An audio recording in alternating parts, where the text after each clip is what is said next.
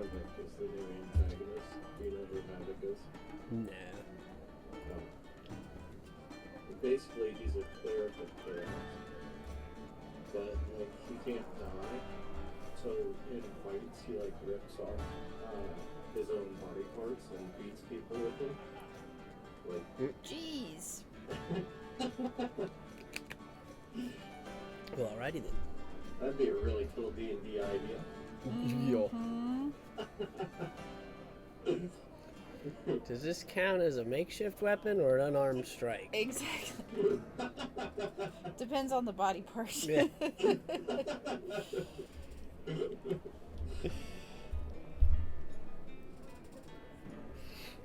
funny.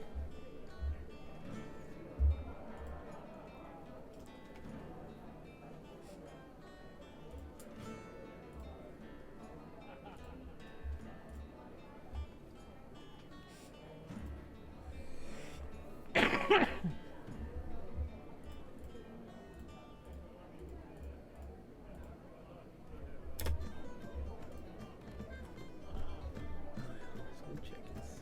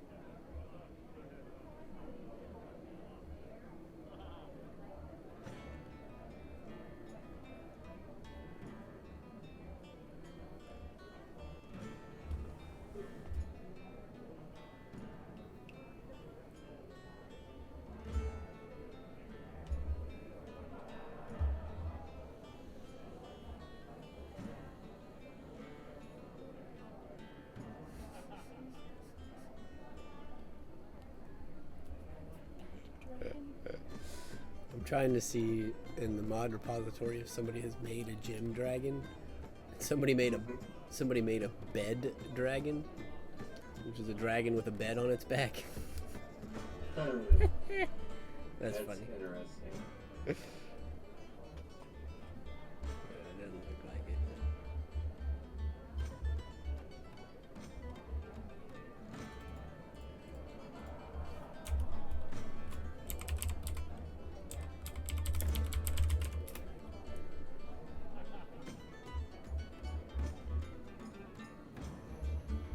Only one A in the amethyst.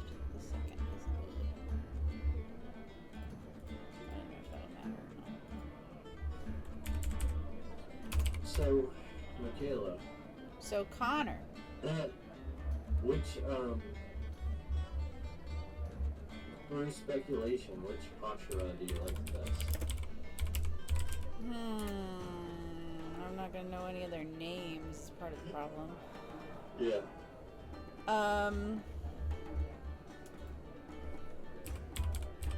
I can tell you I strongly dislike whoever Arc 3 is about. The sound guy. Oh, you mean season 2?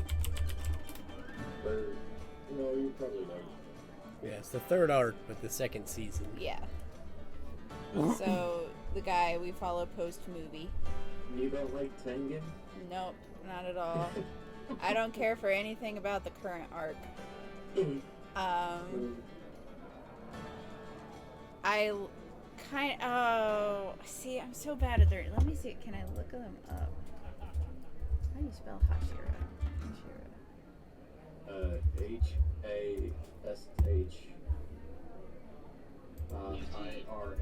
I believe. I'm just waiting till the whole entire thing comes out to watch it. I've read the whole thing. I just want to watch everything.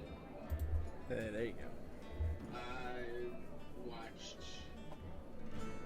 up to the train, and then I saw clips of the district, and then I haven't watched it. So I've also just watched the ending of the district, so that's everything that's not interesting. Did you watch the district? We're I've in, seen the whole thing. So far. We're in it right yeah, now. we're nearing the end, or are we just in the middle? Please. I'm not sure. Oh, I was gonna say something. Never mind. Middle of it. I mean, They're in the entertainment district. Right? does Yeah. contortion ring a bell? Nope. Well, we did watch Boarhead guy contort himself to get in a hole. Is that what we're That talking? is exactly Okay. what I mean by contorting. Yeah. That is my favorite scene in the manga. I have not seen the anime. I think I'll like it in the anime. Because he literally dislocates every moment his body was put in. Yeah. Mm-hmm. It just brute force his way underground while dislocating every body part to become like a literal worm. Yeah. Yeah. I'm like, I'm sorry, how does that work? And Right. then relocating every single bone into its proper joint. Just casually while he's looking around. Speaking of side characters, do you enjoy the mice? People. Let me just. Yeah, the mice are pretty funny. Muscle, muscle, muscle. Muscle, muscle. Muscle, muscle. Wait, were they bringing him swords? Is that Yeah. like Yeah. spirit animals or something? Not spirit animals, but you know what I mean. Like, I don't know what the hell they are. Why does he have them? Well, they're the Hashiras, like trained animals. Oh, see, I missed that. I was like, Well, what are these doing? Right, just random. yeah. Everybody has crows, but Yeah. No, Nobody Tengen else like has trained mice. them. Oh, nobody has bricked mice. Right. They were shredded. That's all natural. Yeah. I'm sure. They drink protein shakes and they help each other deadlift. Yeah. Right. I would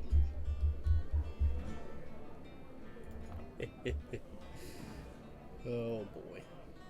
So there's that, then there's the smithing arc, and then there's the 3 movies that are coming out, and that's it. Yep. Yeah. Damn, this feels even shorter than My Hero Academia. I mean, it is actually. Meh. it is. Yeah. My Hero Academia is also coming to an end. This is the last one. It should be.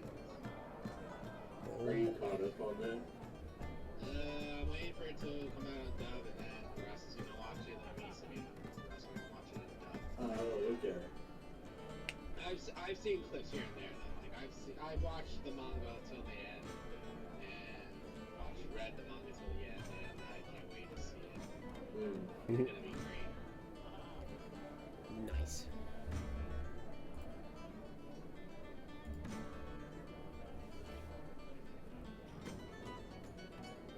Well, that's exciting. Are you caught up with My Hero Academia? I haven't watched any of it. Connor might be. Yeah, I'm all caught up.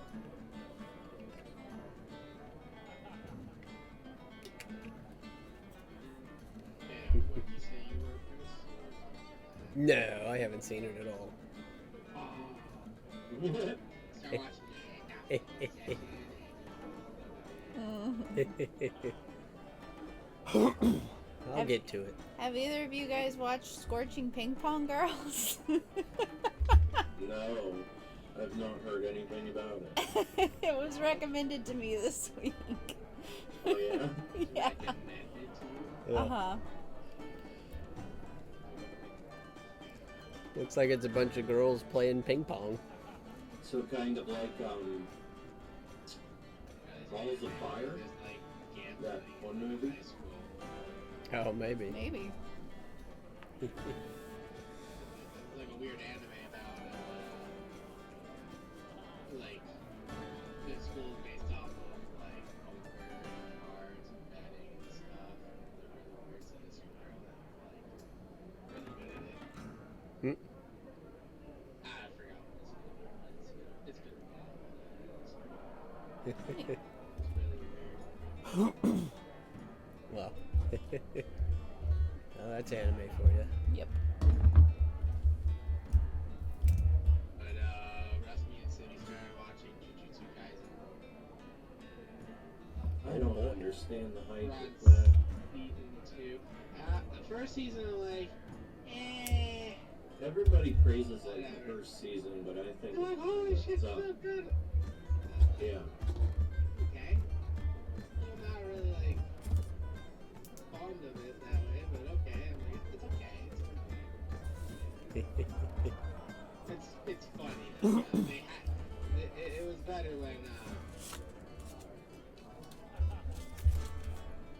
it was better when I saw the end.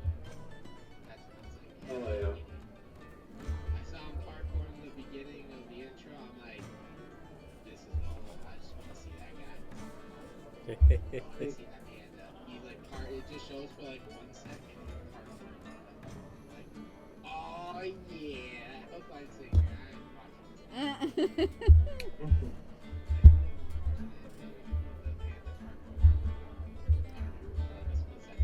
I mean, I Sounds like don't, where you run. I don't like the panda so much. I like Sushi Boy. He can't speak. He can only say like sushi, like condiments and stuff like that. Yeah. He's like a Pokemon. He's like.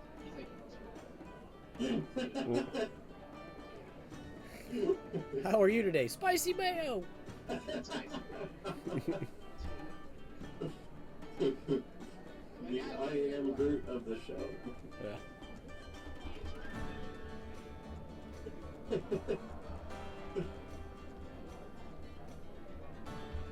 Oh, boy. Alright, well, I'm ready to jump in whenever you guys are. I'm ready. I was just filling silence. No, I appreciate it. It done died, that's for sure. No more silence. No, I like it when you guys finally get chatting. We gotta wake up first. It takes you a minute to get woken up. Yep. Alright, I'm gonna go kick off the stream real quick, and I'll give a little recap, and we'll jump in. I'll be right back.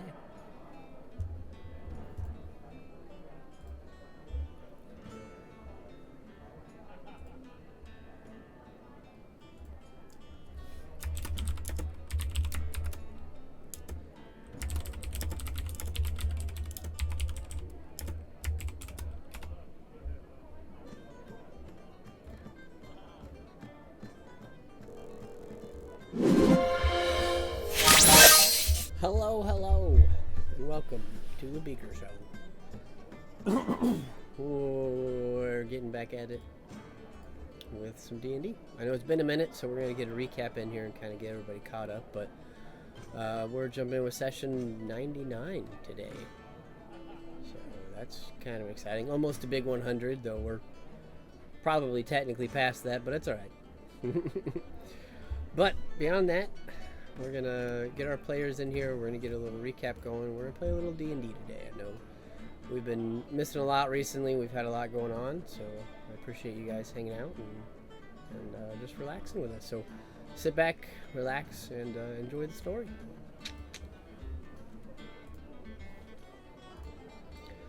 All right. So, quick recap, getting everybody back in here. Our last session, we saw all of our party members were kind of split up after a battle with a giant astral dragon that blew up the city of Kreider, or at least what remained of it. Some of our party members were teleported across the Sword Coast and beyond, even. And so we saw a few scenes play out. Our first was with Zan and Callie, as they managed to remain anchored in the town of Kreider. Though Callie was suffering from some temporary insanity, we watched as the two of them kind of danced around each other and managed to eventually free Callie of her mental prison and begin to kind of recover and realize or recognize what was going on, seeing that the rest of their friends were no longer with them. And at that point, they reached out and tried to communicate with them to see what was going on. And that's where we kind of took a step outside to see what had happened to Bink and Lalia. So, the first character we had focused on was Bink, who was stranded on an island in the middle of a sea somewhere. He wasn't really sure. But through some patience and some perceptive nature, managed to find a passing ship that was in the midst of combat, but managed to get himself a ride as he watched the scene unfold below him as these characters took on a horde of undead in a small dinghy, eventually capsizing the enemy ship.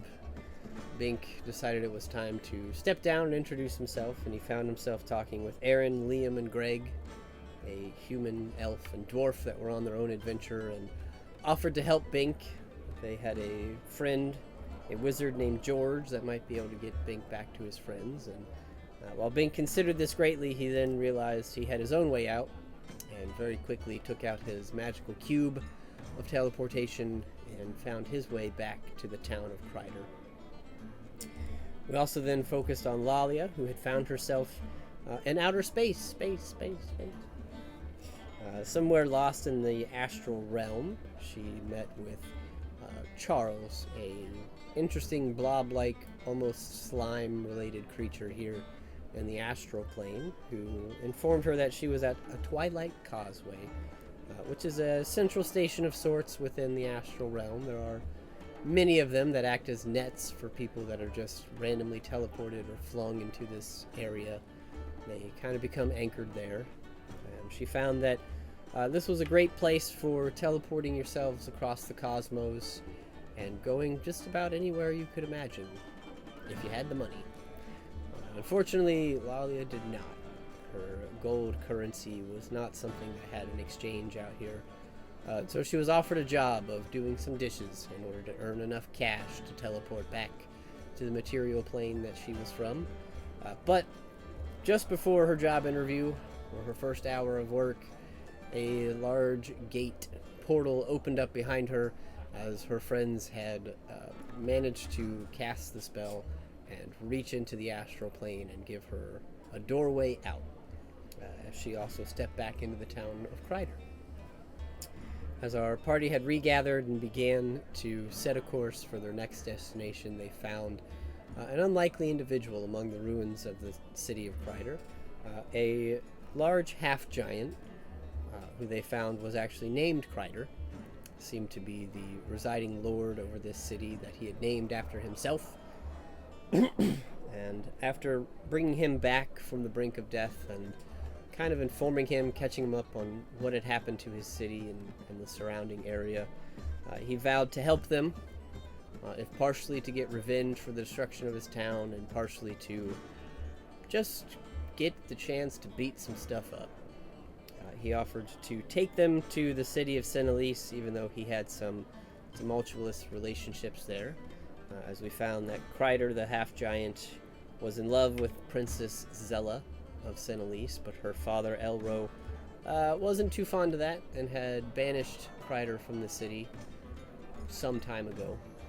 But putting that aside, he took you all there, and as you made your way into a giant forest filled with skyscraping trees, you eventually found one that had a lift of some sort that began to take you all up into the clouds.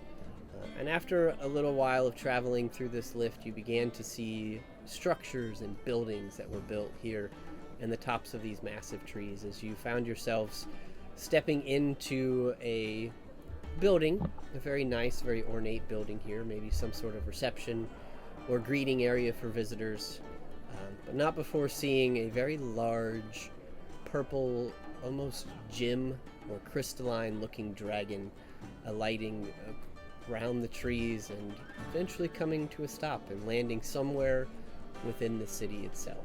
No cries of panic or alarms were raised, but you knew, the group of you, that this was in fact another aspect of Tiamat, though why the city isn't in tatters or being destroyed is certainly interesting to you, but we'll have to find out what that means as you guys have all just taken your first steps into this treetop city of Sinalise.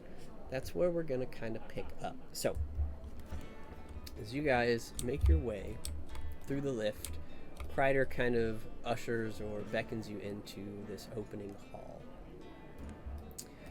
And as you do, you can see a small group of what appear to be ghosts, or at least some sort of incorporeal beings standing to the side, just kind of looking at you all. Kreider kind of points to them and then beckons to you guys. He says, those guys are kind of like the welcoming committee. They're like alive, but they're not real. They're just kind of like servants of the city. They don't really have lives or families or anything. They're more like, I don't know, like information guys. So anything you want to find out, you could probably ask them. But other than that, we're probably just going to have to walk around town and see what's going on and maybe not make anybody too angry at us. So, you recommend talking to them or not? Well, I mean, if you want to know more about the city, you could probably talk to them, but I asked them some questions once and I had no idea what they were talking about, so I just kind of walked out. Oh. I mean, what's there to know? It's a city in the trees with a bunch of elves and a couple hot chicks. Calliope's gonna walk up to one of them. Yep.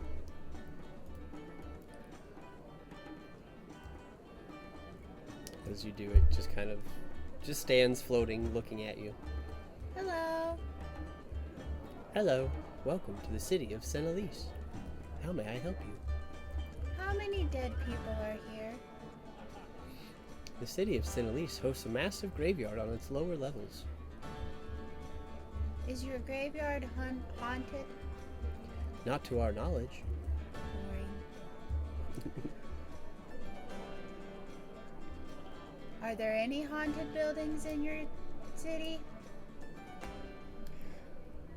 Sinalise takes great pleasure and pride in knowing the uses of necromancy and how to commune with the dead.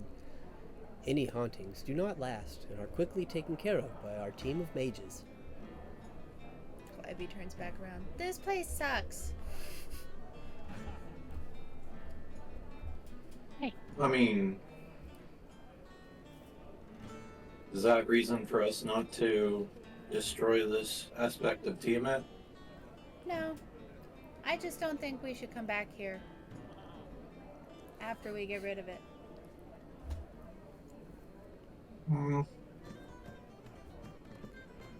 I don't know. Maybe, maybe not. We'll see how this goes, and I mean, I don't expect anybody to be here just because there was nobody else in our last town that we killed the aspect in. I'm not counting you, by the way. Looks to Kreider. Great. He's picking his nose. Calliope will turn back around to the ghostie she's talking to. How many living people are here? The current population of the town of Kreider is approximately 286. 287. 286. Huh. Probably because that dragon's flying in and out of their wards. Well, but that means that there might be more people inside.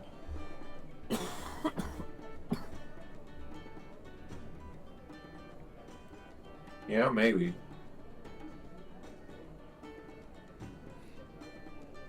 Oh, I might have said the town of Kreider. I meant You did. Sinalise. Yeah. I figured.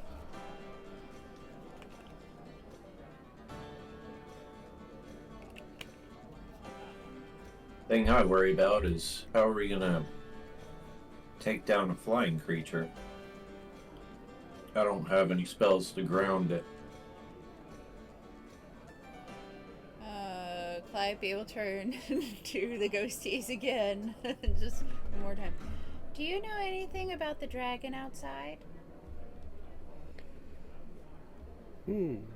Current population of Sinalise, 287, and 1 dragon.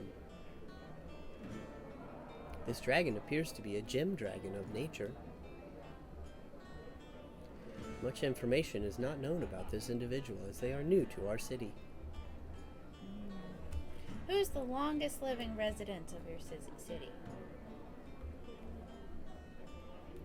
Currently alive?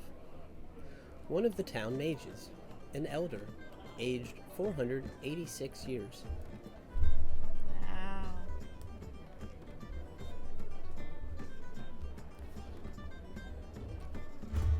Prior to this was our king, Elro, aged 872. Date of death, 4 days. 4 days ago. Yep, 4 days prior, I guess. Uh-oh. Is the king in the graveyard? The king's body is not in the graveyard as it was not recoverable. Whoa. Recoverable? Yes, unable to be recovered. If we recover his body, I'm stealing it.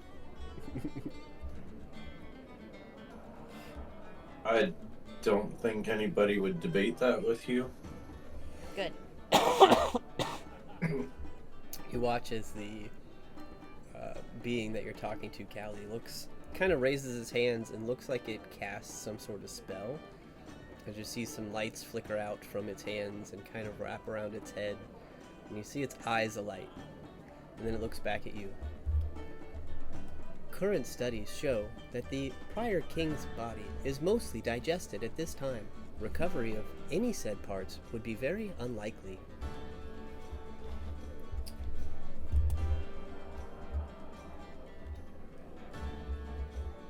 So he was probably eaten by the dragon. Hey, Ghosty. Yes. How many other deaths have occurred in the last 4 or 5 days? Over the course of the last 5 days, the population of Sinalise has been reduced by 50%. Whoa. So approximately 286. How much? Bing says in the background. Right. 286. Oh. 287. Uh-oh. Wait, why did the numbers go down? Wait, is that the current population or how many people died? 287 have currently died in the last 5 days.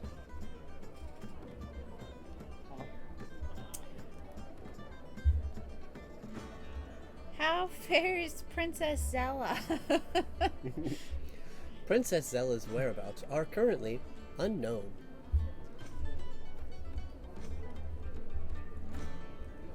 So if your king's gone and Zilla is gone, who is running the town? Currently, our town is being headed by the town elders, a group of 10 mages, though current reports show they may be working with the dragon to establish a new form of government. Do they have little tiaras on their heads? He watches it casts another spell. And it sits for a moment and looks back. Current information provides that the 10 elders do in fact carry tiaras upon their brow. It's unknown if this is a sign of status or just simple headgear.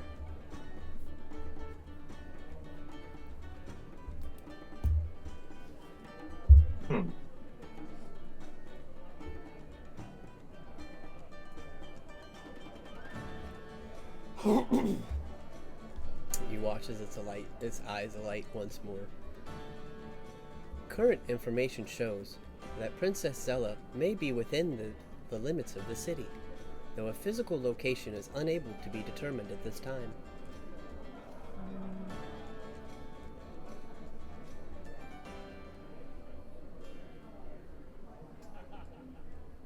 Interesting.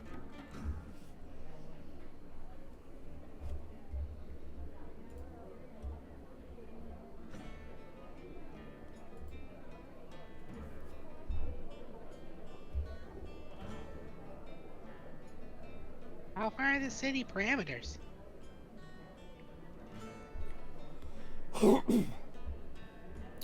The city itself technically encompasses the entire forest realm, which is many thousand square acres. However, the buildings amongst the treetops is significantly smaller, numbering just a few hundred square acres.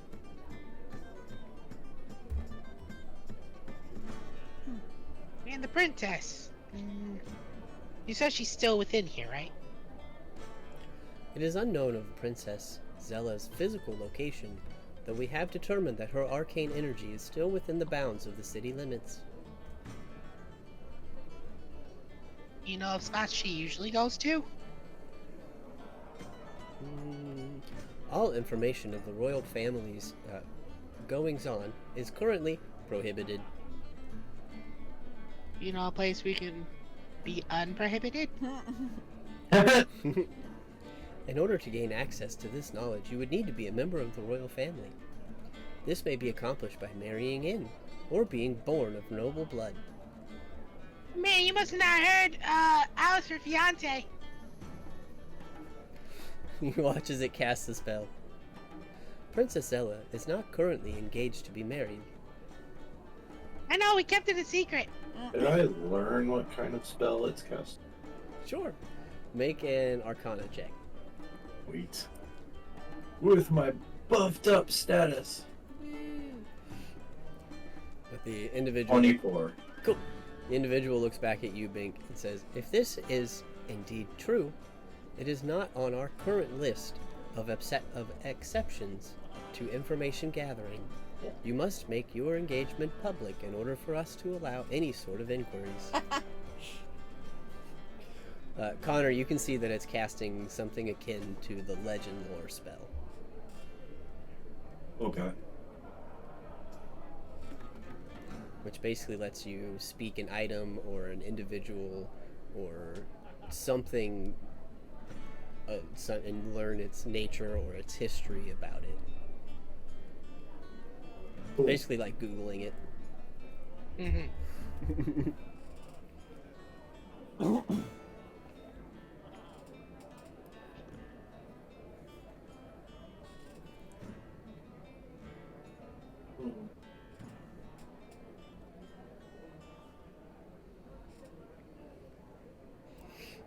Kreider kind of looks over at you, Bink, and he said, were you really supposed to be marrying Zella?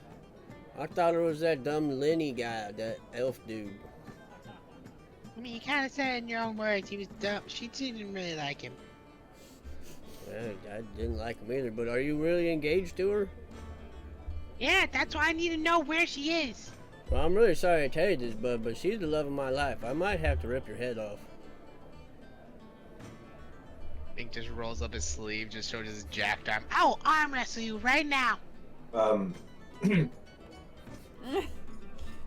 Zayden will elbow Walia.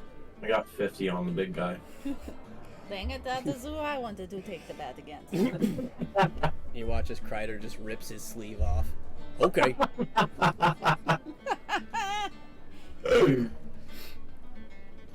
Wally is just sitting here like, and this is where lying will get you. Mm-hmm. You watch as he like runs over to the side real quick and just finds like a little table that looks more ornamental than anything. Runs it back and sets it down in front of him. He says, "All right, little gnome, let's do it."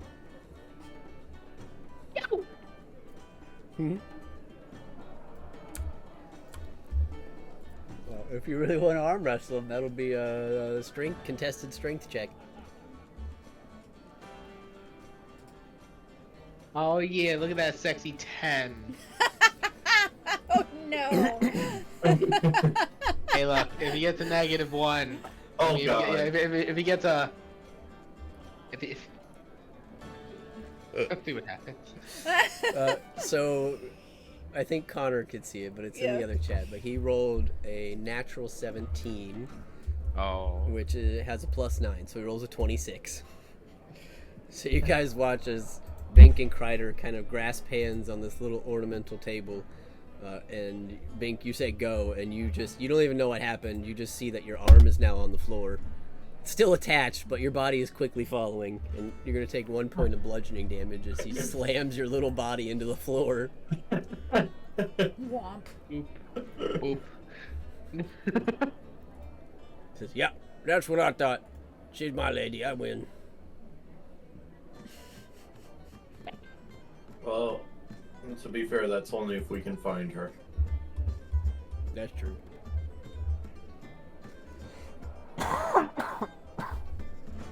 And he looks back at you, Bink. He's like, "If you ever want to try again, I'm happy to keep fighting for her."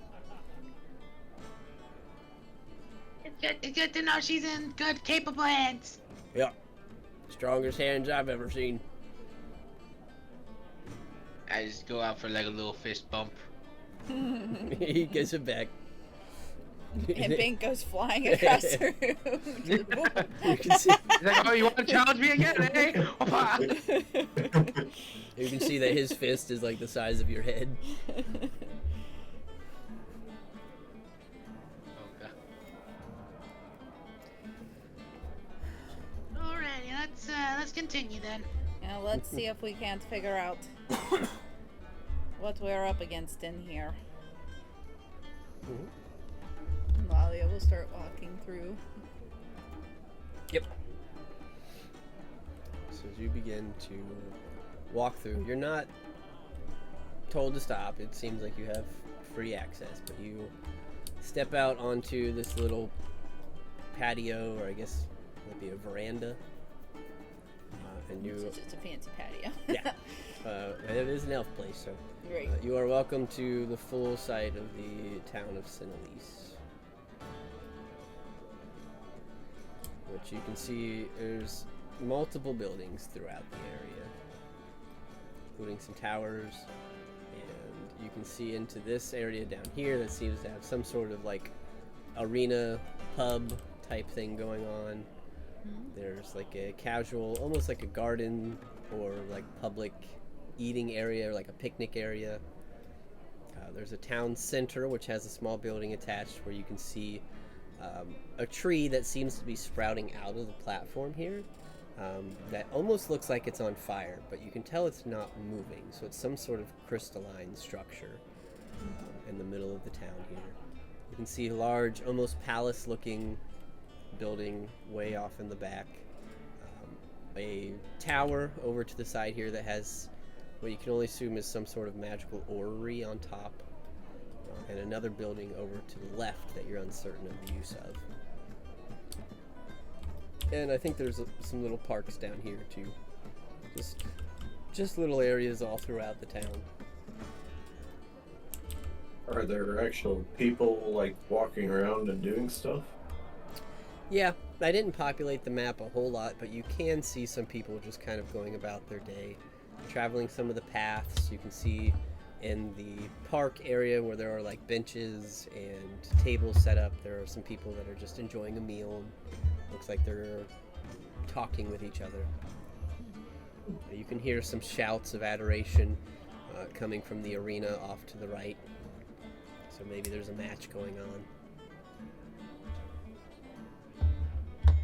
This place sounds very pleasant for having a dragon flying around it and above it. Agreed.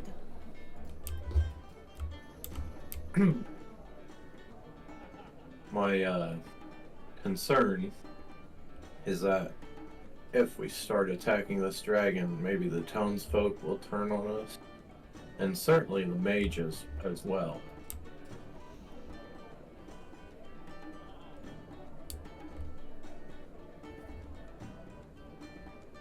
It's just an aerial view.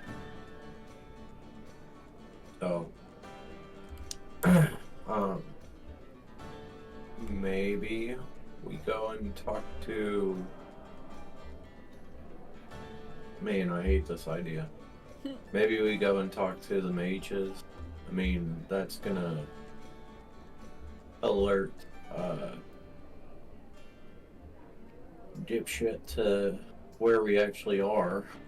Right. But if we can, like, corner the mages inside a building or whatever, hopefully the dragon won't attack us when we're quote unquote attacking the mages.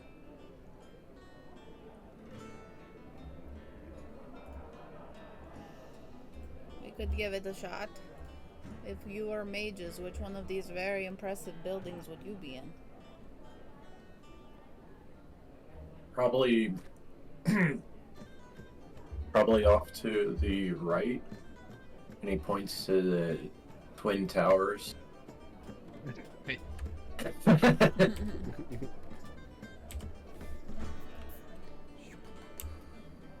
That's my best guess. Although I don't think I've spent that much time around elves. So their culture could be different. Be over there growing some apples. Right. I can see the dirt in the trees from here. That's some fine, genuine apple growing land. I'd go there. Well, I suppose we could at least begin walking around. Perhaps someone could give us some direction. Seems We all likely. can fly, right? I just like point at Peter. Yeah, I got him. Once a day. And not for very long. Hater, can you fly as well? Not really. I can jump really far.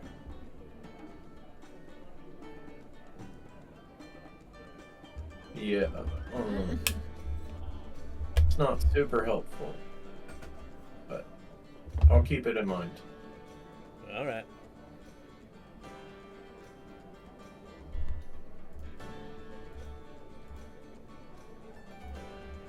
Lalia, do you want to lead the way? Sure. She'll just pick a path, I guess.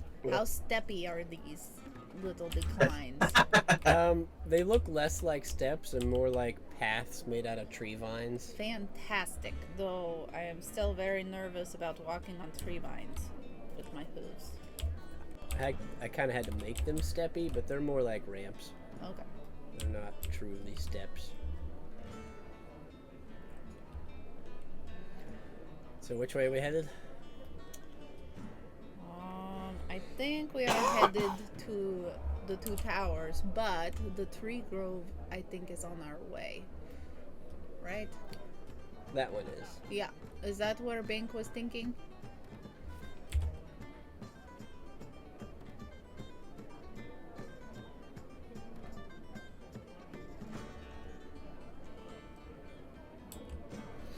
Bink. Hear me when I do that voice? Nope. Hello? Nope. No? Couldn't Oh, hear I you. was like, Yeah, sure. yeah, no, okay, no, I was like, Yeah, no, that's exactly what I'm talking about. You're like, what? Hello? stinks that Discord doesn't like Bank's voice anymore. Yeah. All right.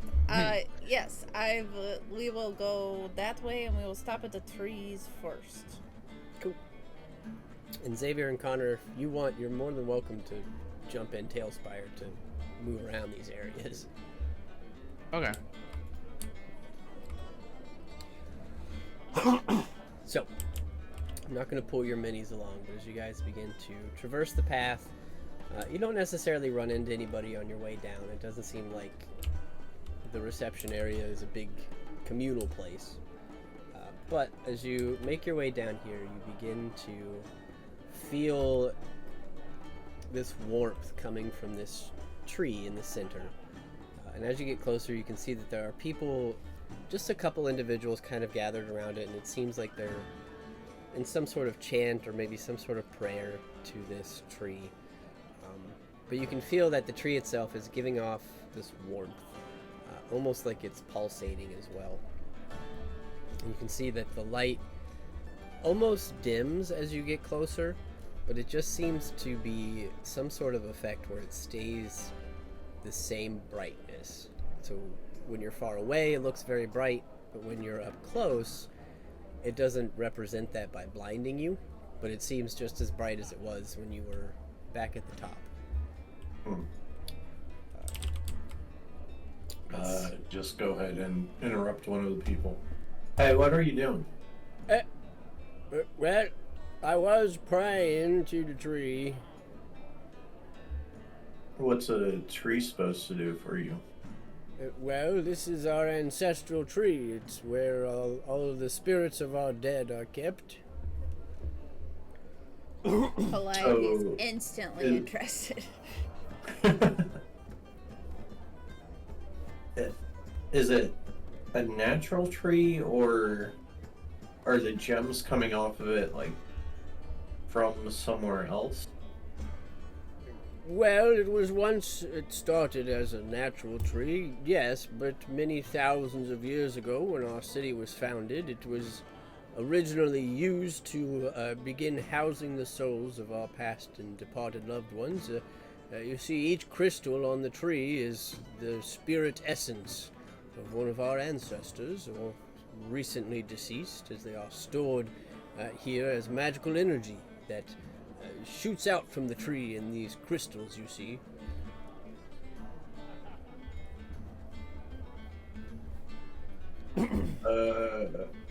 Okay.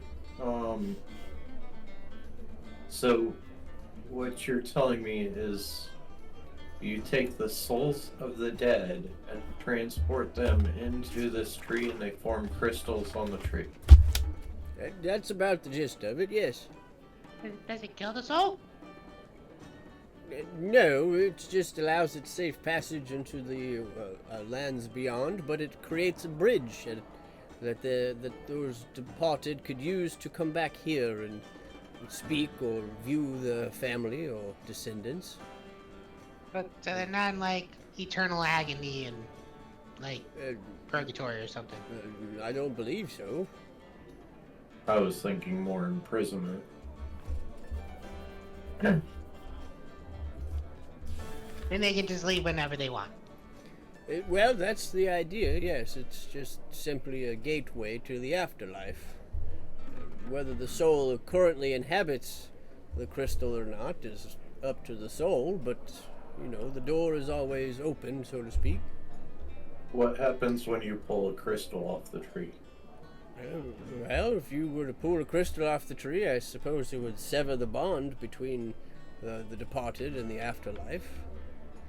I can't remember of that ever happening before, so I'm not sure if it's even possible. Would it? Lolly Just is by just- speculation. Go ahead. I was just gonna say, Lolly is going to use the sending stone to think to Zan. Don't even think about it. You just see his mind just go blank. Yeah. It's like a channel that can't get a reception. It's just shh. Nothing. So by speculation, if do these these crystals obviously contain soul, right? If you rip one off the tree, does that mean the soul comes with the crystal? Does the crystal have any power to it?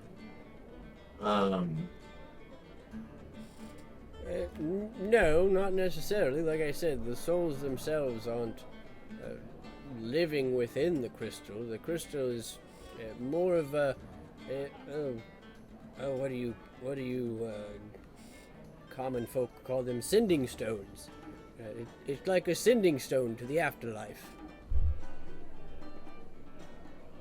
Oh, But only to people who have died near this tree?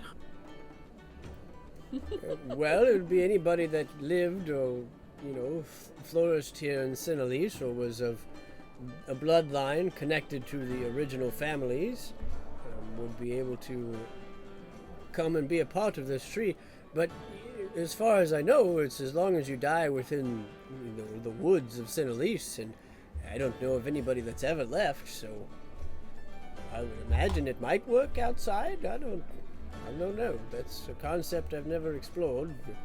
Don't really leave the woods here. It's our home. It'd be far beneath us to venture out to other civilizations that aren't quite as advanced. It's quite barbaric out there, as I'm sure you're well aware, having apparently come from there.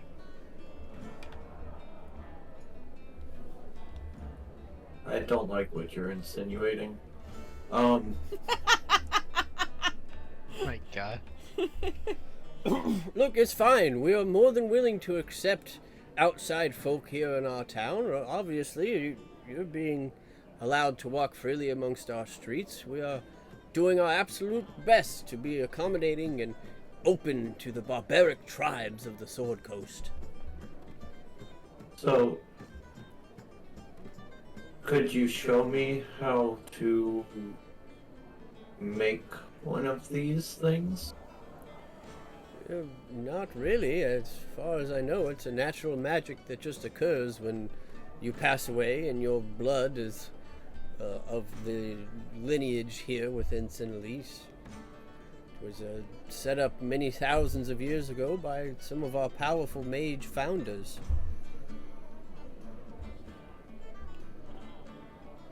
So I'm thinking here, and this is just speculation again, due to my part, because I don't understand it. But say I were to get somebody's quotation marks help and make a blood transfusion with one of my party members, and then they die.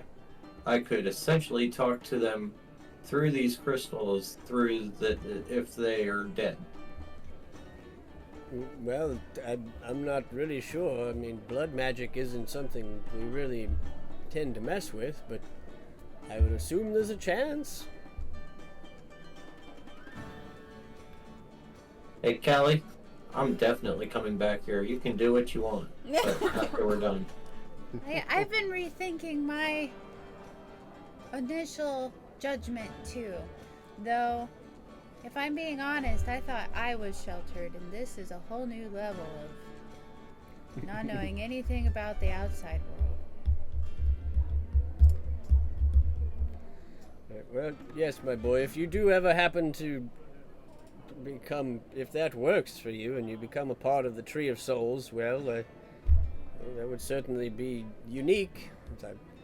You'd probably be the first non-elf to have their soul connected here. And he kind of, make an insight check for me. Okay.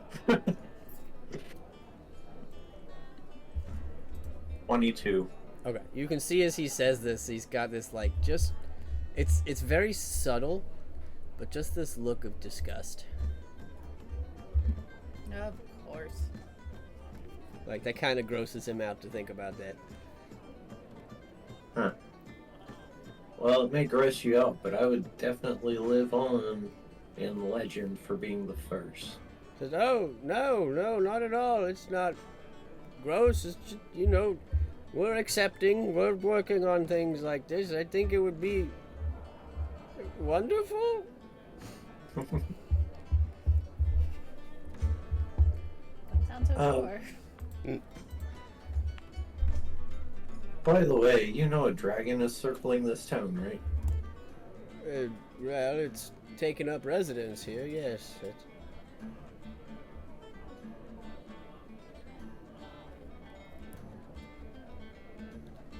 Okay, just wanted to make sure you were aware. Yes. No. Certainly. Yeah. I appreciate your concern. So he just kind of starts to like break eye contact with you. Anyway, thanks for your time. Certainly. Safe travels.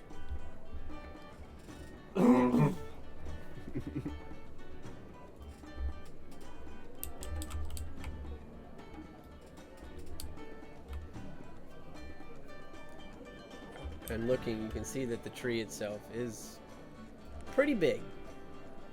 There seems to be hundreds, if not thousands, of crystals just spiraling up throughout its branches. We'll step in line next to Lolly again. I don't know what you were thinking I was gonna do. I've traveled with you too long to not be suspicious about someone telling you not to do something and you not immediately thinking, but I could. I definitely could. I mean, it's a crystalline tree that holds dead people. You're right. Very Maybe I should be interesting. worried about the other one.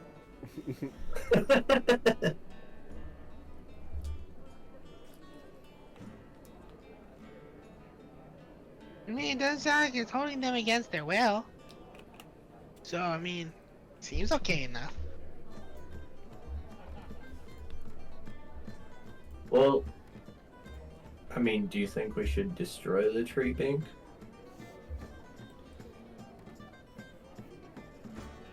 From my perspective, it wasn't holding them hostage at all. It was just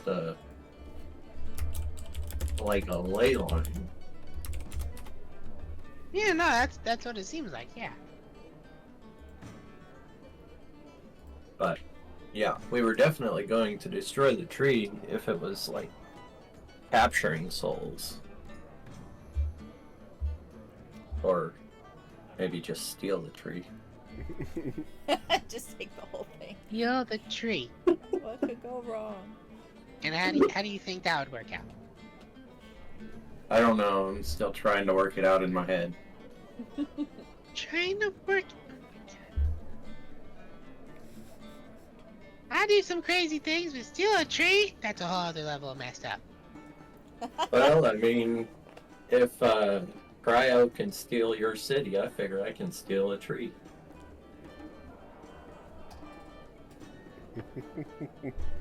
To be fair, we did Okay, get I very got nothing mad to at say to Crow.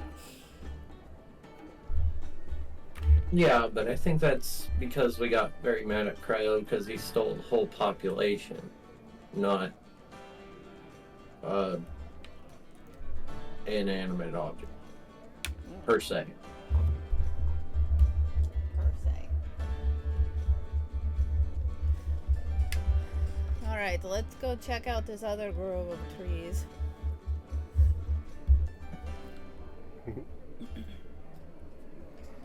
So as you guys take a small detour and you kind of head over here, you can see what appears to be a bunch of outside seating, and you can see this large spiraling staircase, which I think, let me double check, but I'm pretty sure this middle one here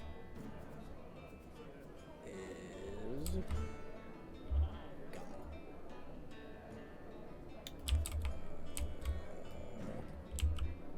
One of these was a restaurant.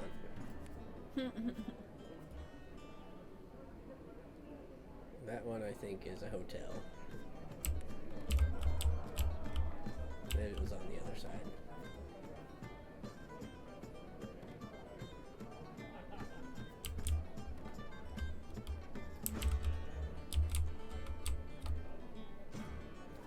Sorry. I haven't looked at the map in a little while. You're good. That one's flowers. Okay. So then this one I think is the outside. Yeah. Okay. So this area you can see is kind of like a town gathering and community center, and you can see some signs pointing to the middle tree being like a resort or like a hotel or inn of some sorts here.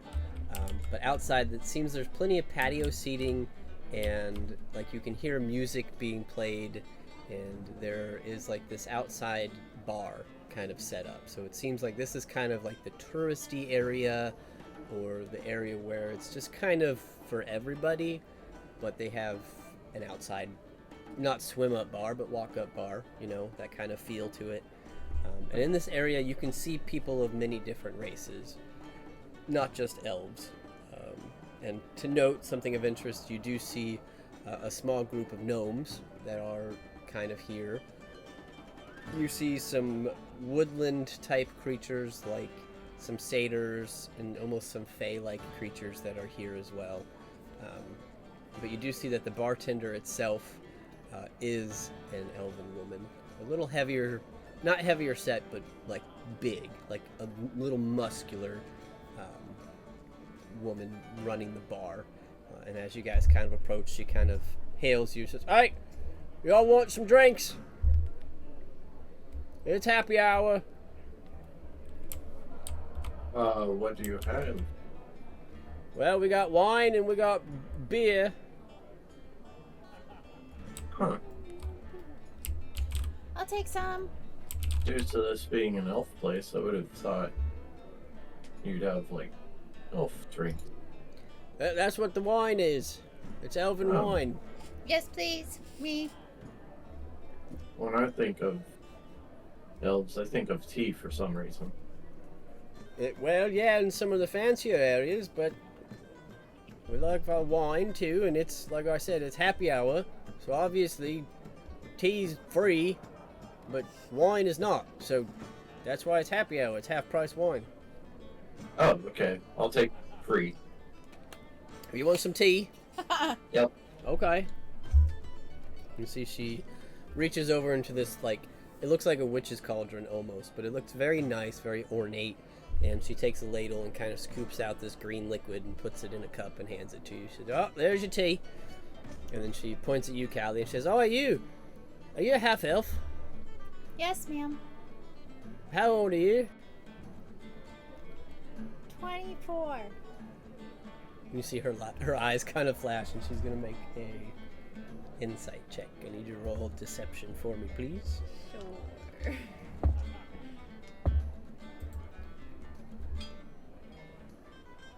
Natural 20 for a 36. Damn.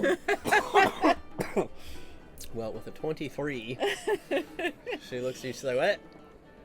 Well, alright, I never really did quite figure out how half-elves' bodies age, but you certainly look young. I guess keep it up. Well, if you're that old, then I suppose that means you'd be allotted a 3/4. Yes, you have to be over 100 to get 100% alcohol, so you'll get 75. Jesus Christ. You see, she pulls out this carafe of wine and sets it on the table. She says, "There you go, that's 75%. Wine? Yeah. Good lord. Alright. Well, it's like, what do you guys call it down on the surface? Proof? 75 proof? Still. Wine is usually like 16 proof. This is elfish. I know. This is Michaela reacting. Calliope's like, sounds good. So you take it. Lolly will say, she gets 1. Yeah. She says, "Alright. And what about you, Centaur?" I'll take the tea. Alright. She scoops out another thing of tea.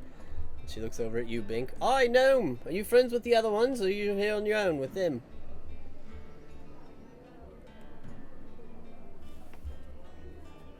Does it really not pick up my voice? No, I didn't hear it. Oh my god! Hey! Yes! I'm with them! I Alright. just gotta go down an octave. Yeah. What would you like to drink? juice. You say pickle juice?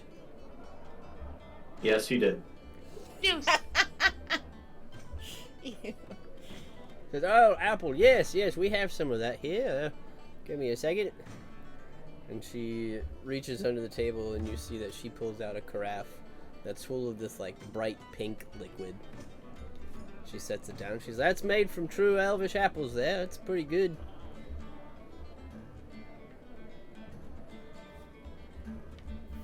Yeah.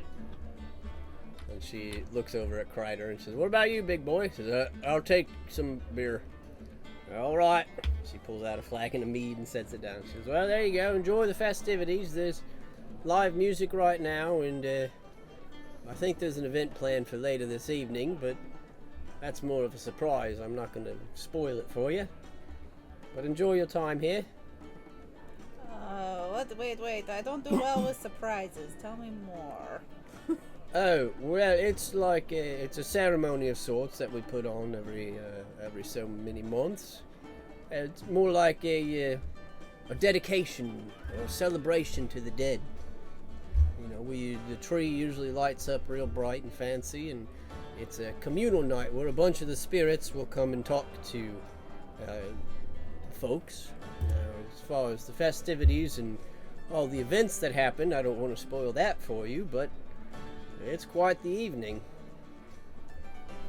Are you sure you don't want to spoil it for us?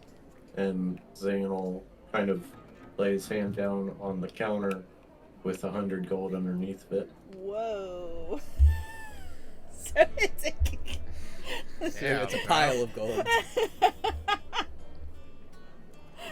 She kind of looks at it and like scoops it into her apron. Says, well, there's plenty of games and free drinks, and where there's usually a fireworks show, and that's what the gnomes are here for. They're the firework experts this year. They've got these fancy sticks, I guess, that shoot off fireworks now. It's new, so it's supposed to be really neat. Says that usually the town elders will come out and give a presentation, and they're the ones that use the magics to light up the tree. And well, usually there's a speech from the king, but well, that's not going to happen. So the elders will probably take over that, just kind of commemorating the event and speaking about our past and our rich traditions.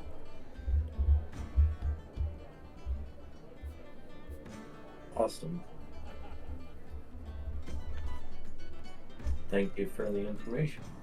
Well, certainly. Thanks for the tip. I mean, if you want some more tip, you could probably meet me tonight. Are you making a pass at me, Dragon Ball? Does it sound like I'm making a pass at you? She kind of looks you up and down. She says, a little bit, but you're not my type.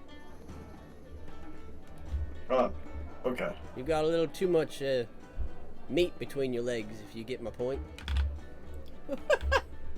Thanks. Yep. I think. She looks at you, and then she looks over at the centaur. She says, now that one, that'd probably be a good time. Oh. Okay. She has a girlfriend, though. Yeah, me too. Oh no.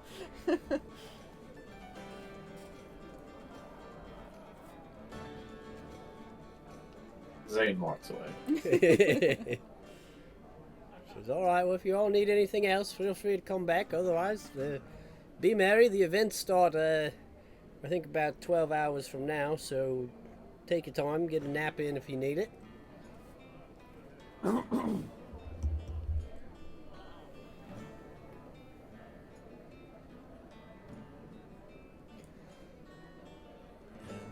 Kind of stepping into this space and having your drinks, you can see that there are, as I mentioned, a myriad of different races here, and you can hear talks about the events and how some of them are really excited to talk to people that they've known in the past, so maybe people that had visited before and made friends with some of these elves that have passed away. And you can catch some words of excitement from the gnomes, who are pretty stoked for this year's fireworks celebration.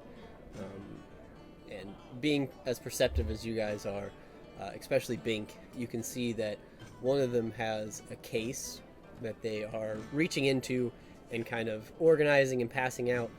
You can see that this case is full of these little wooden wands. Like there's hundreds of them. You guys got these. What'd you say? I said, you guys got these. One of the gnomes looks over. He says, "Oi, yeah, we got a whole bunch of them. They're pretty freaking sweet. Have you ever used them before?" No, I'm the one that my village makes these. Oh, really? Well, that's quite exciting. Hey, maybe you could get us an in. You know, maybe set up a deal. We could buy them in like surplus. Why did you buy these? Well, we found these in a market in Baldur's Gate. Oh, they made their way to Baldur's Gate already. Yeah, we bought all they had, which was about 250, and we're gonna use them all tonight. Yeah. Oh, you're not gonna be disappointed by these bad boys. These are gonna be so colorful, so bright and big. Boom! Oh, that's exciting.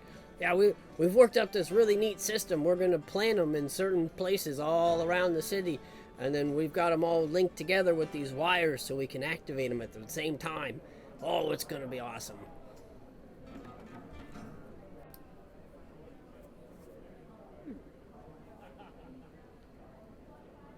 Can I see one? The gnome kind of looks at you. Sure, and he just kind of holds it up. Does it look like the one that Bink was carrying around months ago? Yep, looks like a wand of pyrotechnics. Oh boy. Wait, but does it like have a like a company logo on like the handle or something now, or like anything that like signifies that's part of Bink's village? Yep, you can see at the bottom just a little scripted DW for Dinklewood. Yeah. And then as far as like linking them up together and putting them in like specific places, these ones aren't like sabotaged in any way. What do you mean? I mean, if you link them up in a certain way and you don't know how to do it, they might explode. Really? You promise? I can't promise anything. I've not used one of these, but like, I mean, that are still you look pretty trying to cool. bring down the whole village or what? No, this place is fireproof. Oh, that's good to know. At least that's what they told us. We're probably going to find out. But no, we just use this magical activation thread and we tie it around each one, and then we'll have a central core command center where we just, we have a couple knobs and a couple levers and we push them and they'll send signals out to all the wands at the same time. Ah. And do you have like a specific time that you're doing that, or? Well, it's about 2 hours after the event starts, so 14 hours from now. So we've got some work to do getting all these things planted. Yeah, I'm sure you do.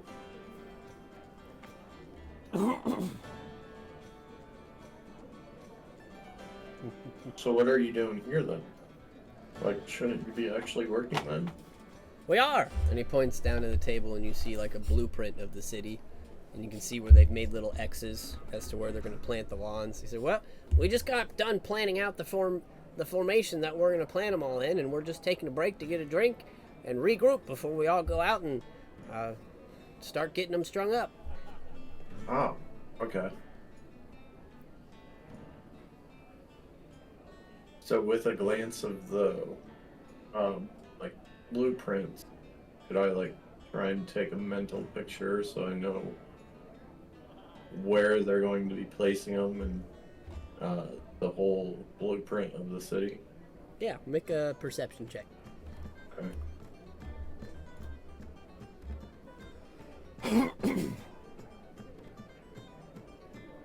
21.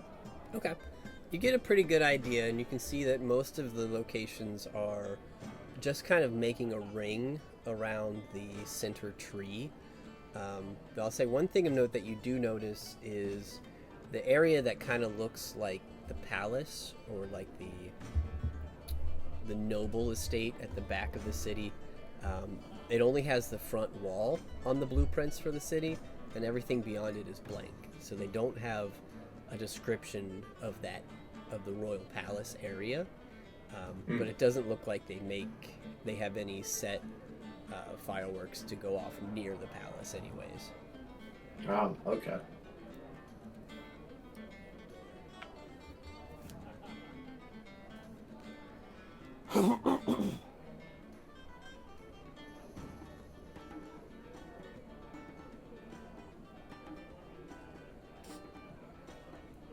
How's this 75 proof wine taste? Was Callie taking some of it? Yeah, Make a con save for me. sure.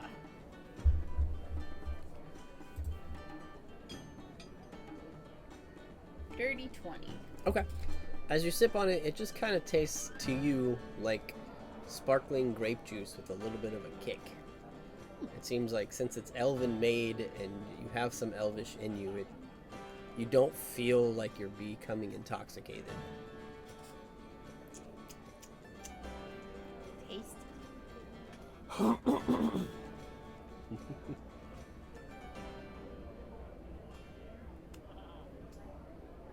Well, it seems like we weren't necessarily on the right track coming this way. Maybe we should go check somewhere else. We could keep moving back towards your towers, right? Is that... No, we can go there next.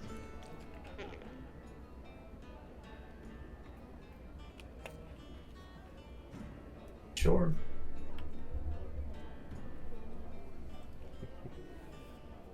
Certainly sounds like we've got the time anyway. Have we seen the dragon pass by overhead again, or...? Nope. I would say if you want to think about where it might have landed, you can make a perception check. Good try.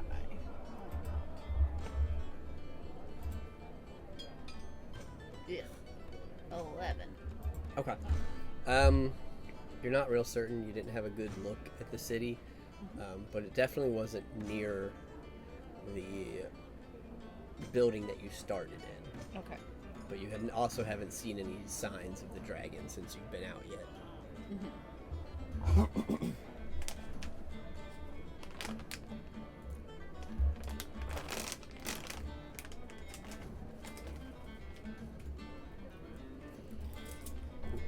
Alright, Callie, don't drink that too quickly, but we're ready to move on when you are.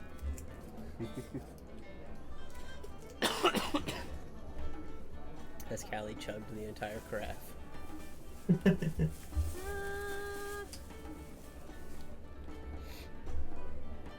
don't think she'd chug it. In fact, I think... So, are there other patrons in this place? Yeah. She's gonna look around for an elfie type who is also holding some wine. Okay. Make a perception check. Or investigation. Yeah, well, if I get to roll investigation. That's another natural 20 for a 28. Stop it, Calliope. Save Okay. those for later. You do see a couple of elves sitting at a table kind of off in the corner that look a little bit older, that seem to be sipping on a carafe themselves. And she's gonna study how they're holding their carafes and sitting and attempt to emulate them, basically. Okay. You see that they are actually pouring their carafes into these small wine glasses that they have and drinking slowly. I don't have a wine glass. You didn't ask for one. Though I will say, seeing these two, it looks like their wine glasses are unique.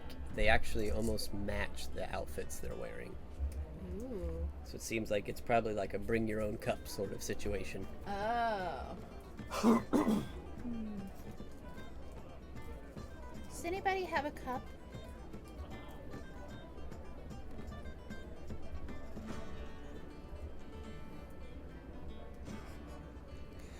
Kreider looks at you and he says, I finished my beer. You can have this one if you want it. That's okay. All right. Has anyone left a cup unattended? Yeah, there's a few. You can see just some like basic silver cups, maybe one or two wine glasses that are just glass that somebody has left on the table. Got my I just got my infinite apple juice mug. Yeah. She's gonna wander over and swipe one of the empty cups from a table. Yep. To start drinking her half of wine. Easy enough. I can just stay here. You guys can go on. Okay. To be fair, I think you're way too relaxed to, well, considering there's a dragon in the city. Well, you know. But I'm sure if we'll need you, we'll call you. Okie doke.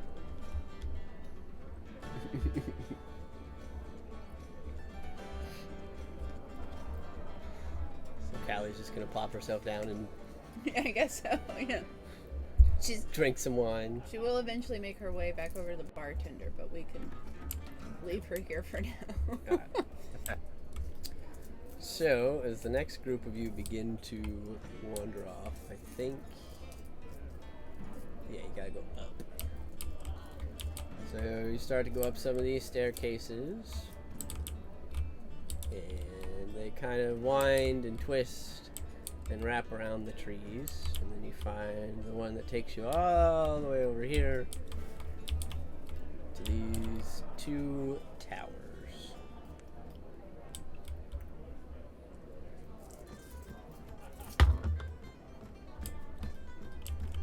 Double check and give myself an idea. Okay. Cool. Yep. So you see two nearly identical towers ahead of you.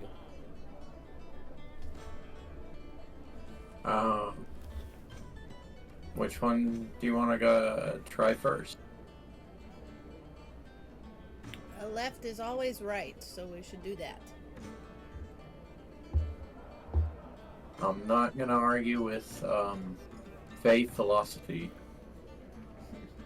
Let's do it. All right. Cool. So you guys walk over to the left tower, and you can see there's a little name plaque above the door that says Elder Dom, D-O-M.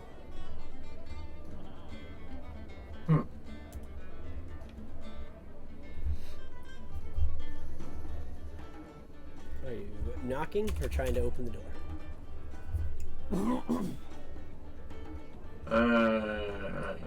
Let's try and open the door. Alright.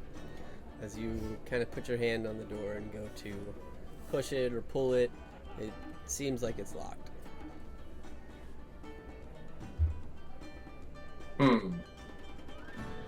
See, I know the polite thing to do. Do you? Do you actually? But I kinda don't want to do it. Is there a keyhole? Can we just try knocking? There does appear to be a keyhole. No. No. What do you mean, no? I'm gonna try and pick the lock. Okay. Get ready for trouble, Bink. If we had a counter for how many times we've broken into some place instead of properly going in and knocking on a door to ask if we can enter, we probably have a counter of like 500, no, probably like 1,000 plus doors we've pick locked, and then just like 0 for properly entering. Yep. 26. Alright, so as you guys have Oh my god. made your way up here. And Zan, you are here. Callie stayed behind, but we have Lalia. Yep. And we Brace have yourself. Kreider. And Peter. I need to take Snap to Grid off. That's not going to work. Because they're offset. Ah. No! Big fell off! No! He just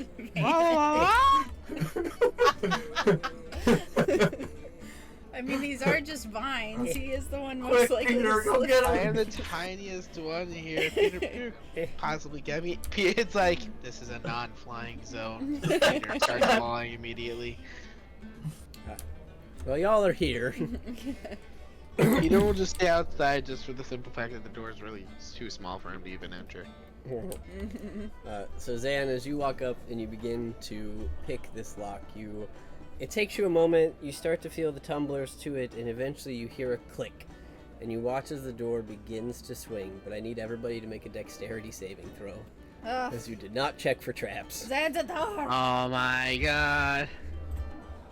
Is it a spell 21. Yes. or magical effect? It is. Okay. And we Everybody have gets advantage advantage. due to Lalia being there. You get advantage and you get +6. Okay. Double 11s. I win. 21. Alright.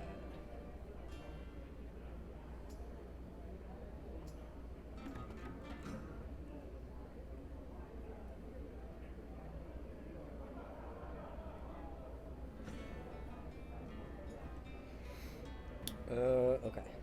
I forgot how I wrote this down, so I need to read it again real quick.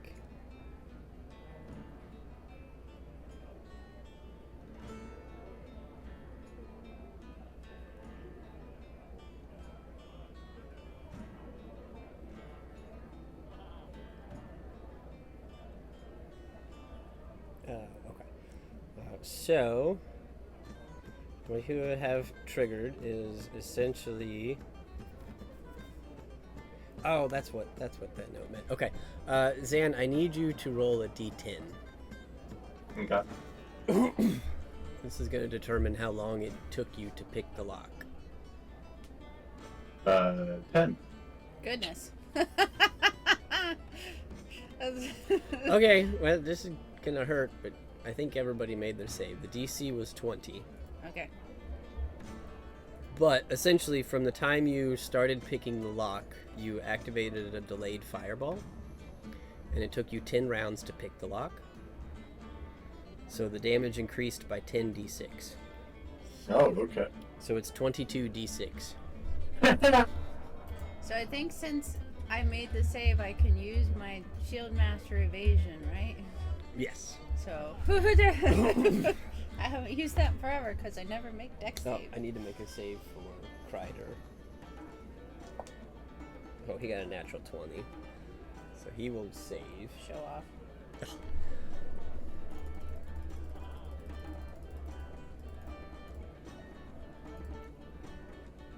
wait, I'm rolling that on the wrong sheet. We'll roll that over here. I think as Zane's picking it, he's just like,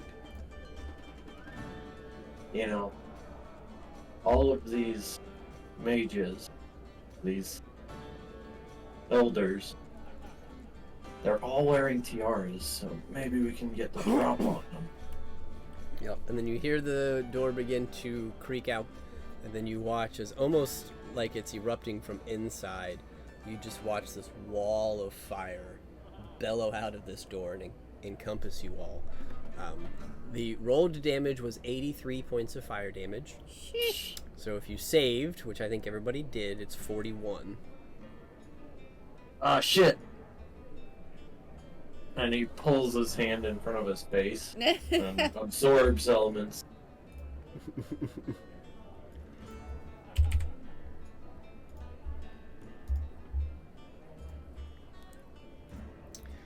So Bink and Lalia then will both take 41 points of fire damage. Lalia is somehow hiding behind her shield. Yeah. However that works. And then Callie, you have evasion as well, right?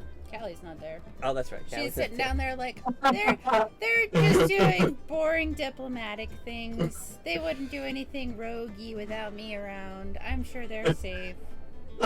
Yeah. there. So Bink takes 41 points of fire damage, and so does Kreider.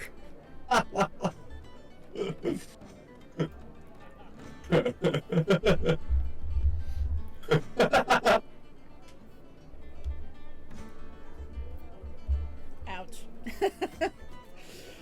But as the flames recede and settle, now that this is all charred, you guys can now definitely infer that the wood and the trees around here were not affected by the flames. Well, that is good. We are literally standing on wood. Yep. But you can see that the door is now swinging open.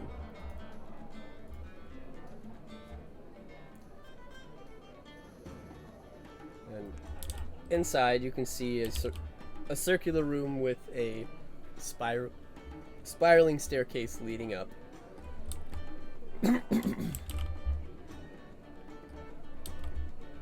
So did the fireball make a sound? Oh yeah. So they probably know we're here now. Yeah, I think that is a safe bet there, Zanzibar. Oopsie.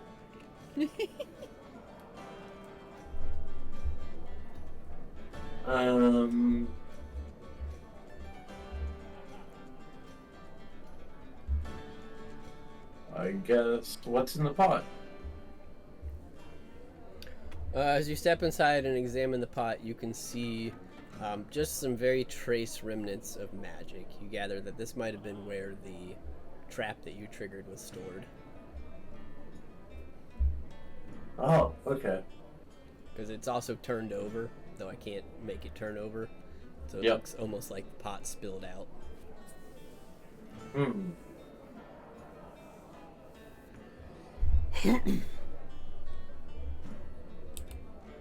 Would most town elders have traps like this at their house?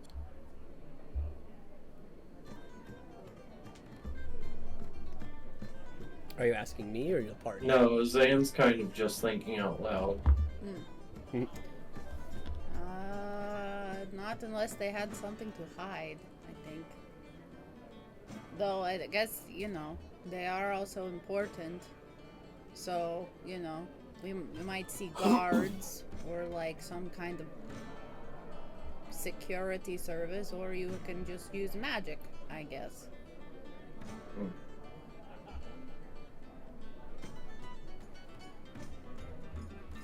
Do we hear anybody coming down the steps? Make a perception check.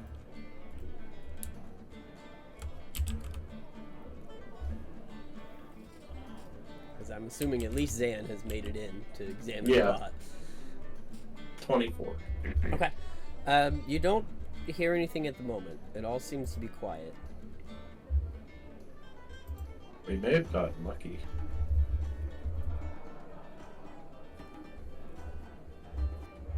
So I don't hear anybody coming down the steps. Is there anything else of note in this room? Doesn't seem like it. Seems fairly blank. You can see the staircase, the pot, and also, I believe this was a chain I made. No, what is that? I don't know, a crystal? Oh, no. Okay, I remember now. You do see a... yes, it's almost like a crystal. Just kind of Walk. planted on a pedestal at the bottom of the stairs. Yeah, walk over to that. Try and examine it.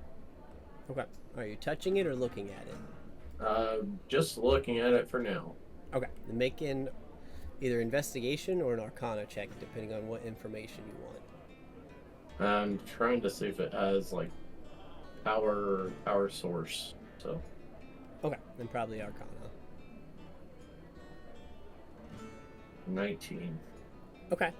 It doesn't seem to be connected to anything necessarily, but it is odd because it's the bottom of it is not flat. It looks like it's more of like a point, so you're not certain how it's managing to balance itself and stay standing. But you do detect there's some sort of magical flow either to or from this piece.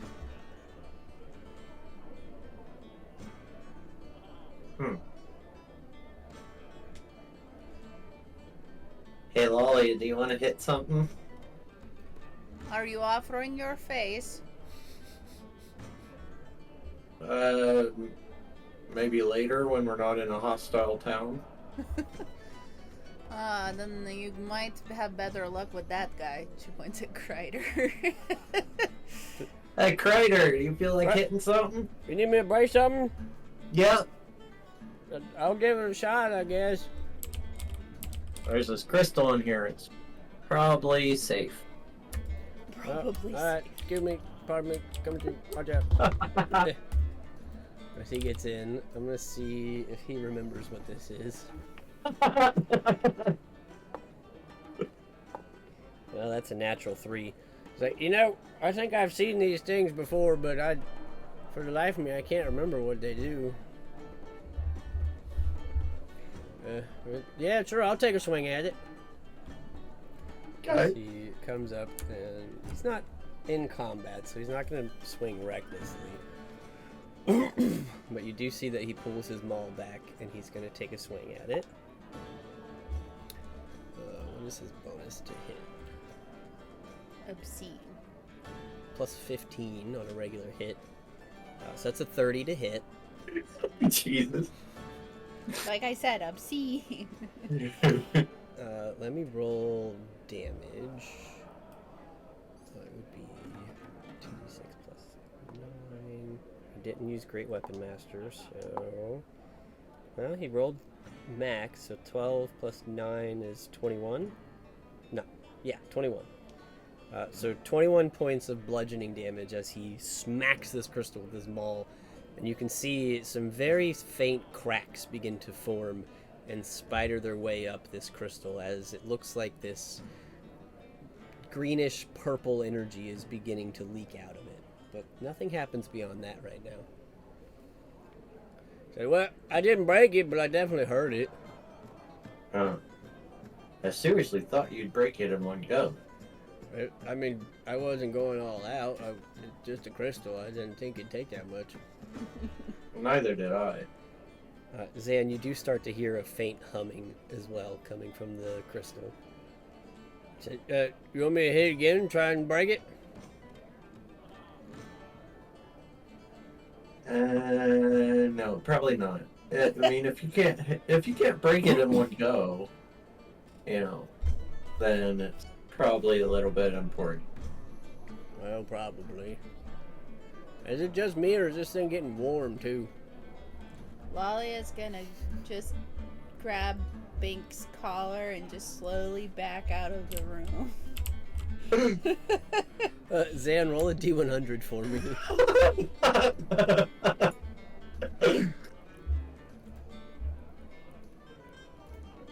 68. Okay. You definitely feel this thing humming, and the humming is getting a little bit louder. It's getting a little bit probably warmer. get out of here.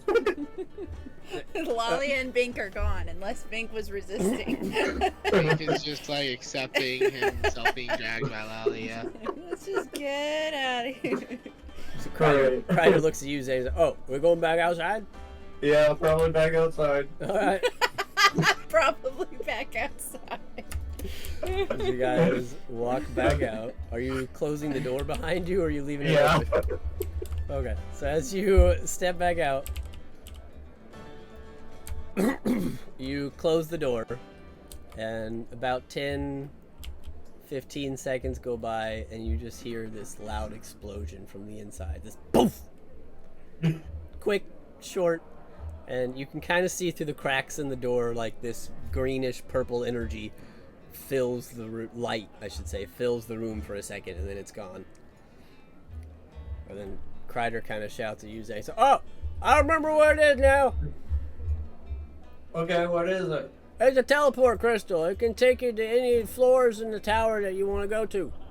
Oh, son of a bitch. Sorry, Lalia. Motherfucker. Oh, yeah, that wizard probably not be about happy about that, because now he's going to have to walk all the stairs until he fixes it. I know how he feels. It's okay. Here, I'm gonna lock the door back up and we'll go to the other side. My God. Yes, please. This is amazing.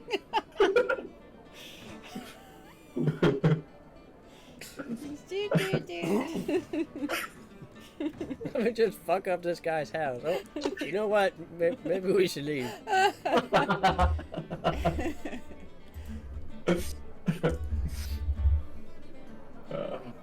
So are you relocking the door? Mm-hmm. Alright, you relock it. Now where are you headed?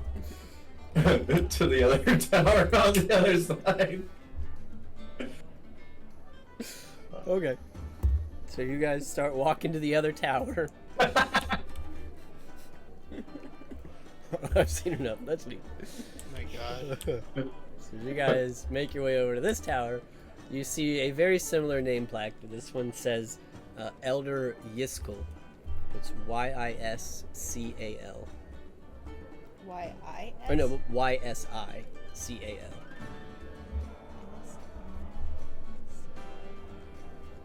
Do you guys want to try knocking on this door, or do you want me to pick it? No, I think we should try Bink's method this time. Go ahead, Bink. Bink's gonna do something he didn't do in a long time. Bink goes up to the door. Knock. So Bink, you knock on the door, and you can hear your knock kind of echo through this chamber for a moment.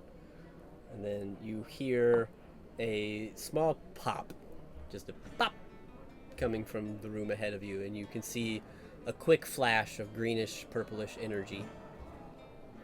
And then you hear the door you hear it unlock, you hear some mechanics moving, and then it swings open. And you see an older looking elf on the other side. He looks out at all of you, says, "Oh, hey, hello, how can I help you on this fine day?"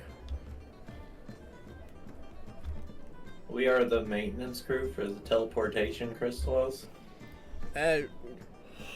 Excuse me? That I made them. There's no maintaining, but I appreciate your grandeur. What are you here for? Does he have a tiara on his head? Make a perception check.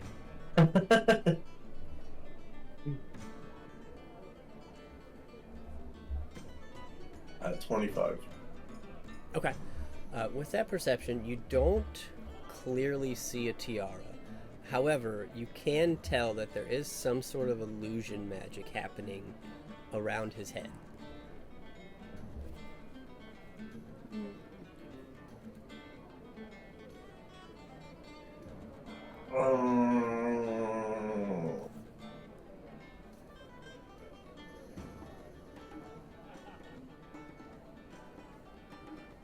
Oh, this is difficult.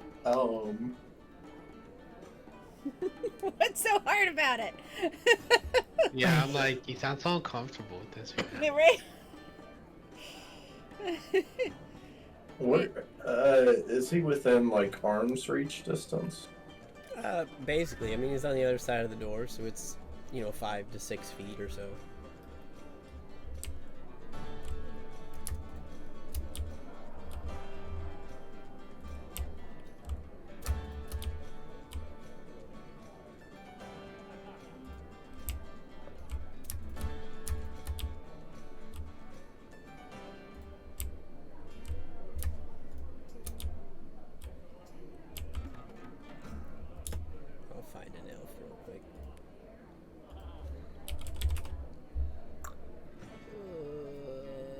This guy looks old. Let's just use him. This guy's all let's use him. He looks like he's about to die of old age. Let's use him. Don't Yep. worry. Alright. Yeah, so it's about like this. Lovely.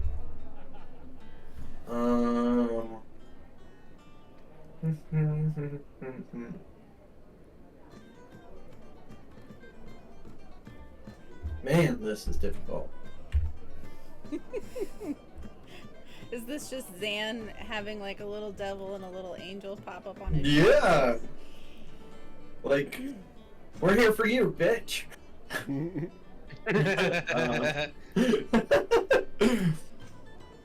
But the minute like Zan says that and this is all going through his head, it's like he's gonna shut the door and we're not gonna be able to get in. Mm-hmm.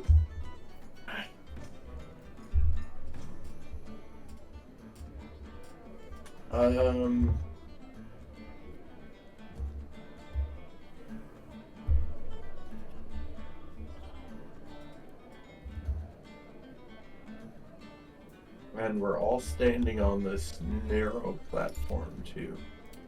In a nice semi-straight line. Right. Perfect for fireballs and lightning bolts and Yo. anti-magic zones and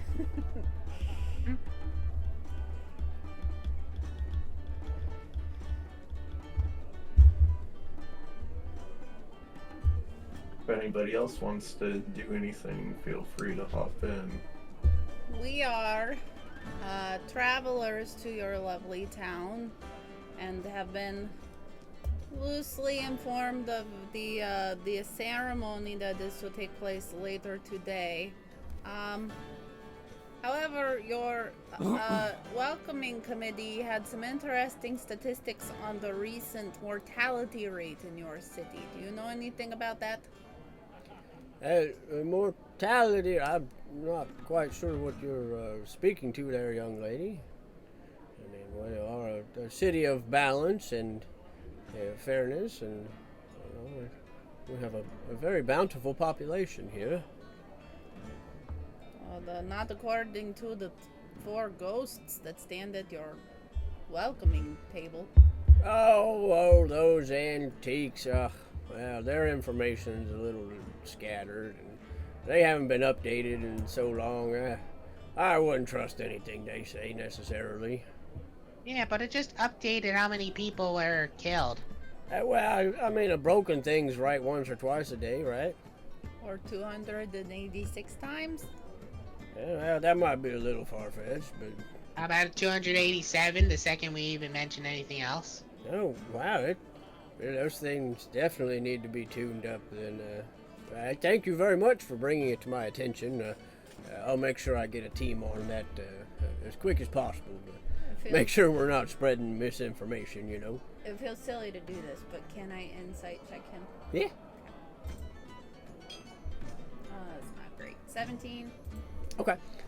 He's kind of hard to read. He seems to be at least truthful that he wants to fix them. Mm-hmm. You're not really sure what fixing them means, whether it's they're broken or he wants to make it seem like they're not broken. Mm-hmm. Okay. But he definitely doesn't seem very forthcoming. Like, he might know more than he's saying. Are we trying to drop into combat above table? Not necessarily. I mean, we could. Are you? Well, this is obviously the guy that we could, like, maybe try and filter for information, or cripple the city, or just a lot of things, you know? Yep. You see as he kind of waves his hand and you watch as a piece of parchment appears. And he waves his other hand, a little quill appears, and he says, I'm gonna make a note of that to make sure that we get somebody up there to take care of those information processors. I greatly appreciate you bringing it to my attention. Now, is there anything else I could assist you all with today? Yes. Disrobe, and I'll cast command. Okay. What is Strip. your DC? Crit mode activate. Wisdom 24. Okay. I'm gonna have to find their stat blocks, but pretty sure I know what's gonna happen here. Okay. As you say this and you try to reach out with this magic, you feel as though his mind is blocking it, and you don't feel it connect. And he kind of looks at you and says, "What? Well, that's the oddest request I've. Son, I'm not interested, though. I appreciate the advancement. Man, everybody keeps turning me down in this town. I don't like it. Yes, perhaps you should be a little less forward and a little more polite." He said, "But if that's all you have for me today, I hope you enjoy the festivities." As you see, he puts his hand on the door like he's about to shut it.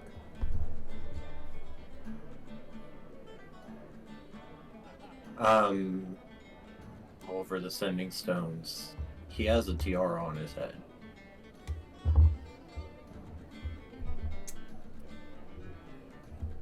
But, Zan will leave it to the rest of the group. He did his thing, or tried to do something.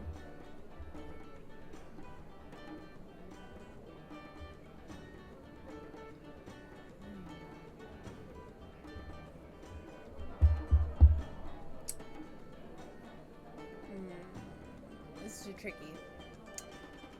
Fully above table. Mhm. We've met a lot of good people with tiaras on.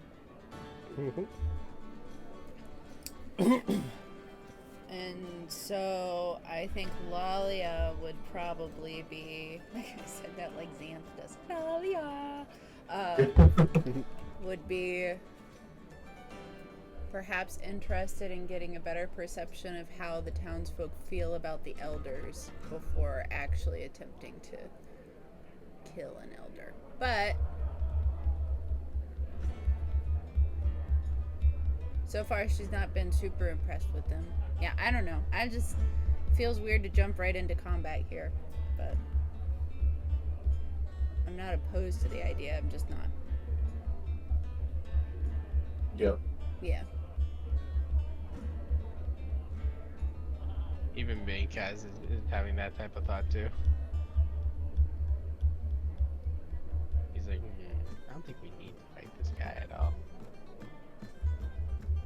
We might actually be able to talk our way through this.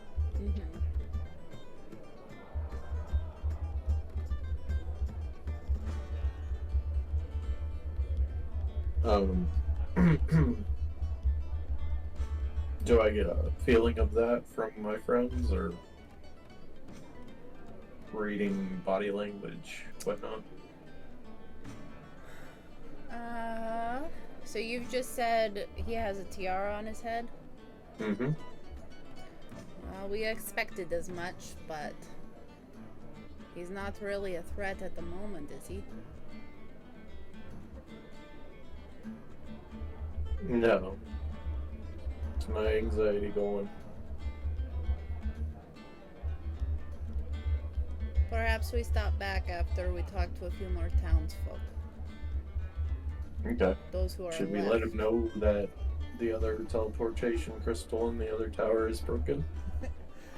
No. Okay.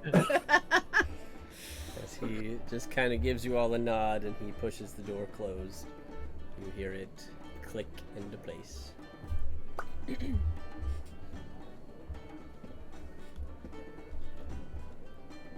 I think Zane will start walking back down the path then. So as you guys begin to head back this way, and you get just about back to the center here, you all hear a voice shout out, "Hey, you guys, you young folks!" And you see another elven wizard has stepped out of this abode and is flagging you all down. Hey, you fine folks! Did you all happen to see who might have just tried to get in my house? Yeah, it was White Dragonborn. A white dragonborn. Make a deception check.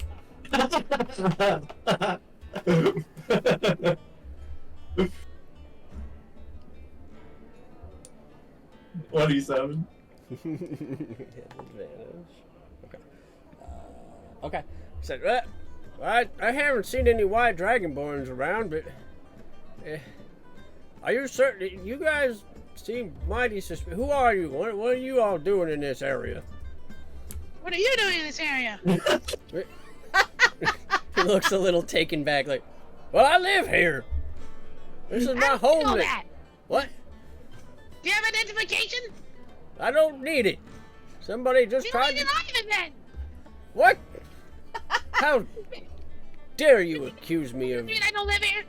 You filthy outsider, this is my home. No, do you know who I am? What? Dink.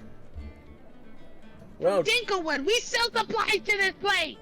well, Bink of Dinklewood, I've never heard of you or your kind, or wherever that may be. I'm looking for who tried to invade my home.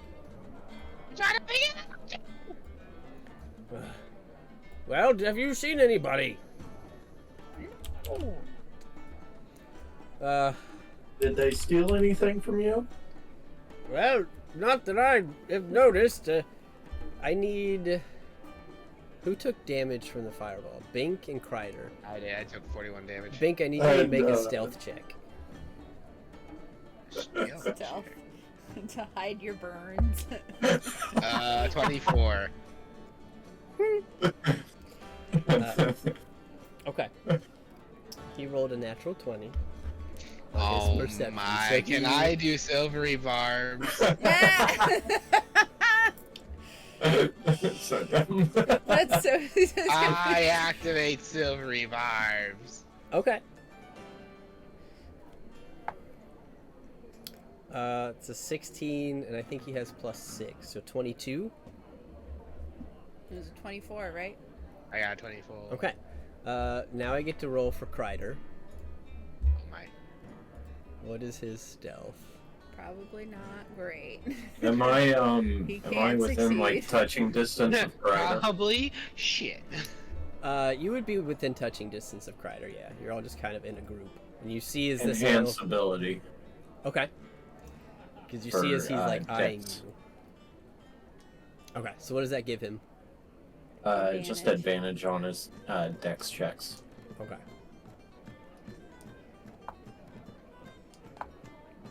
Well, that was 2 7s, which give him a 9. Ah, So this guy is going to have to roll... He's got plus 6. So he needs to roll a 1 or a 2. Crazier things have happened. It's a 13. As he stares between the lot of you, his eyes, you watch his eyes kind of glance over Bink, and then Bink, you're saying so much that he just kind of doesn't even want to look at you. And so he moves on, and Zan, you see his eyes begin to glance over Kreider, and you kind of give Kreider this tap to help. And then the elf just kind of makes a connection. He says, well, hold on a second there. That Goliath, he's quite charred. I think he triggered my trap. you think you did? And I'll go in and grab Kreider's wrists, like I'm arresting him. Okay. Where shall I take him? Okay, make a deception check. This guy really doesn't believe you. Ooh, Yeah, well, we ain't telling the 17. truth today. We're bad. Yep. Okay. He only got a 16 on his insight. So he looks at you, he's like, what? That, he looks so familiar, I think... Oh, you're bloody right, I think he was the one that, like... Yes. Oh, I tell you what, you fine young fellow. Bring him inside. I'm gonna split him open. Okay. Is Kreider resisting at all? Kreider's kind of looking at you like, what do I do? What do I do? It's What's okay, going on? just go with it. He's gonna open me up. And you see the elf just kind of beckons to you and he says, "Right this way. Let's take care of this fine idiot." I'll look towards Lalia. Yeah. Callie might want to see this. See, you're not wrong. How do we tell her where we are?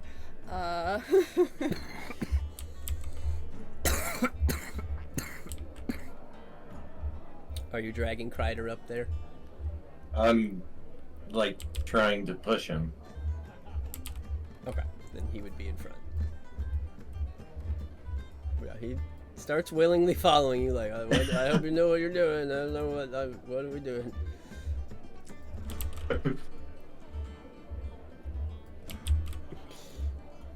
Are Bink and Lalia following? I guess so. Yeah. Let's not split the party any more than it's already split.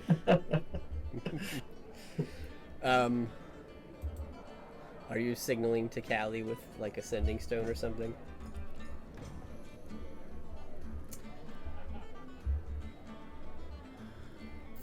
Sure. You don't have to. I'm just saying. Well, I mean, Lalia might be looking at this going, okay, now it's sideways. We have officially crossed into dangerous territory, so using the Tailspire compass, she'll send over to Callie, hey, of the two towers, we are in the southernmost one, and it's not looking good for our friend Kreider if you want to come check in. Well, let's zip over to Callie for a second here. Well, actually, let's take a pee break. That way I can pull up my wizard sheet and everything. And then we'll check in with Callie and see where this goes. Oh boy. Alright, so let's meet back here in like 5-10 minutes or so. Alright. Cool. I gotta pee.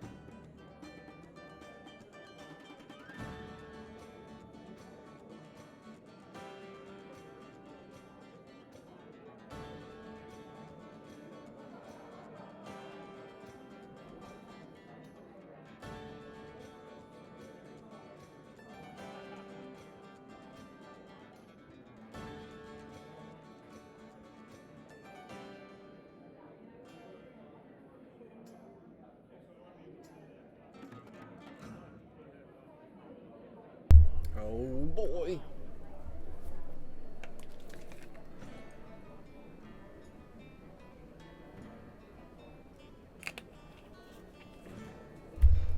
Alright, it's been a while since you guys triggered a trap. Yeah, I was. Did not expect a trap. Yeah. It's a wizard's tower. So. That's alright, that means I got you. Yep. Zane doesn't have his own tower yet. He didn't have it. A learning experience. Is he taking notes? Mm-hmm.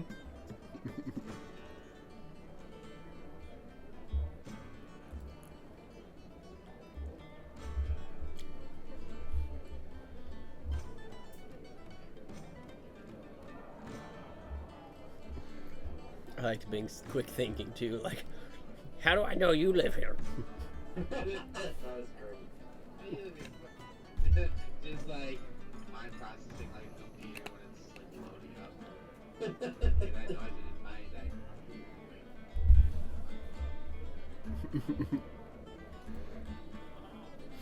Well, and Xavier, I saw you loaded into the map. Were you able to? Yeah, I saw it, but then Yeah. it's not there. It's like you might not have all the downloadable content. Now I'm like, okay, download all content. It's still nothing there. Oh, it's probably because it's super high up. I need to assign. No. I pulled my screen up. Like I saw all the stuff. I just didn't see all the characters. There's no things on the board. Like there's nothing character-wise. Everything was there. Just no characters were on the board. Weird. Well, and I didn't have you assigned to a mini, so you probably wouldn't have been able to see yourself anyways. But I have assigned you now, so it's just been a minute since we've done that. But I can assign Clover.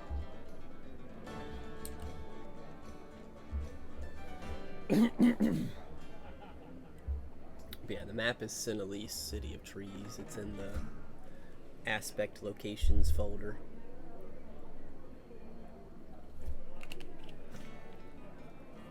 Yeah, no, I was able to get to it. Let's see what happens when I do it this time.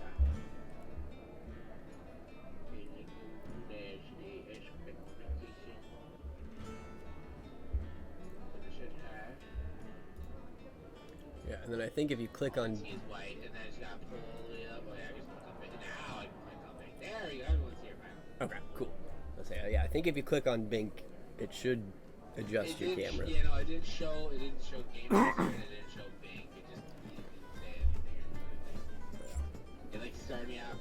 I'm like, huh, nothing's loaded. Wait a second. Where's this guy? He can't get all the way up. Nah, there we are. But I didn't see any player marks. Gotcha.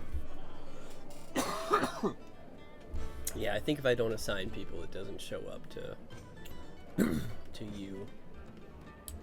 But now that you're assigned, you should be able to see.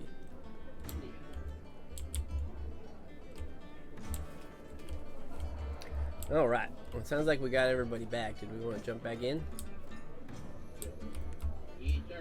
Let's do it. All right. So, jumping back in here, we are jumping over to catch up with Callie. So our friends at the Wizard Towers have broken into one, talked to another wizard, and now have thrown Kreider under the bus as a potential breaking and entering charges against one of the town elders. You guys are signaling to tell Callie what's going on. So, in the probably 20 to 30 minutes that this was going on, what was Callie getting up to over here at the standing bar and entertainment area? So, that original table where she saw people who had their own cups or whatever. Yep. I Like back here. think she's gonna go approach them. Yeah. This feels weird for me because I would be Hello. Let's see.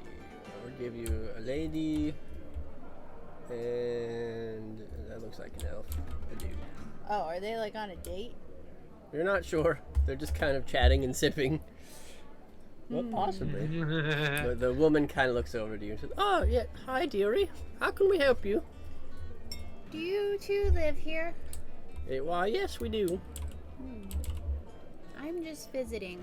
New to town, if you will. Oh, yes, wonderful. It's such a pleasure to see some of the outside folk visiting our fine city. So have you lived here always? Oh, yes. You've never been outside, I've been in the woods surrounding, yes, certainly. but not farther than that? Oh, heavens, no. We've always been warned all of our lives that it's nearly a wasteland out there. There's nothing for us. A wasteland. Yes, that's what we've been told. Who tells you that? Well, it's been passed down by our elders for many generations, many centuries. The elders, huh? Quite.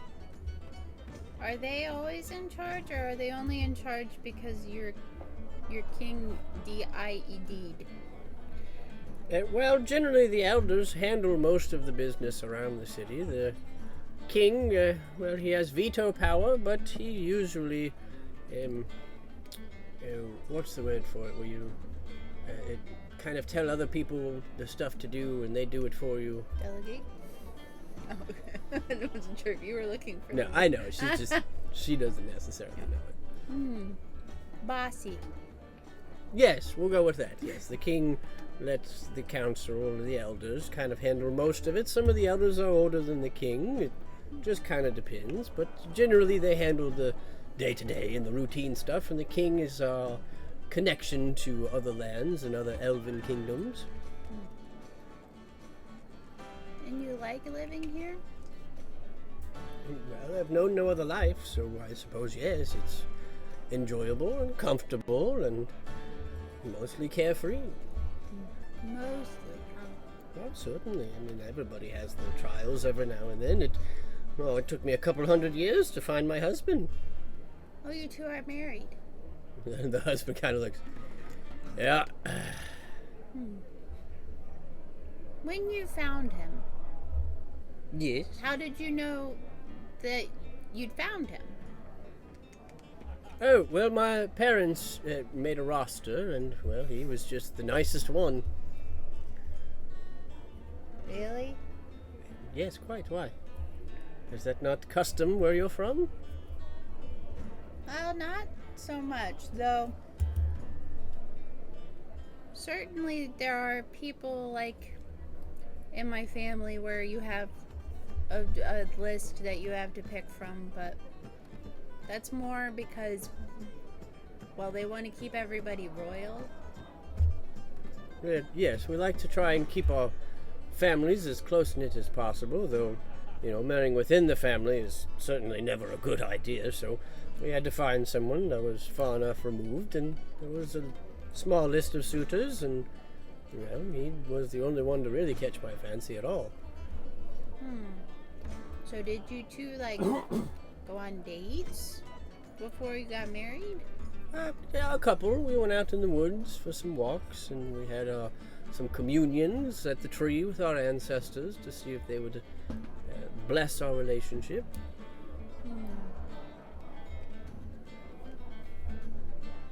But that was it, huh? Well, pretty much. That's about all it really takes. Sounds too simple, honestly. Well, sometimes simple is good. It's easy. You don't have to think about it much. It takes some of the pressure off, less anxiety around finding someone that matches you when it's already set out for you. But what if you met somebody like today who you were like, you felt like you had a connection with? Well, as long as they weren't close enough related, we could certainly be married as well. Wait, that's allowed? Well, yes, quite. I mean, he's one of my husbands. I've had 3 or 4 others in the past 60 or 70 years. A couple of them have died. One of them moved on, and I guess technically we're still married, but don't really converse that much anymore. He left? Well, he lives on the other part of town, tending his own family and affairs and things of that nature. He still lives in this town, and you don't talk to him very often. Well, no, I suppose it's probably been 20 or 30 years since we've really had a conversation.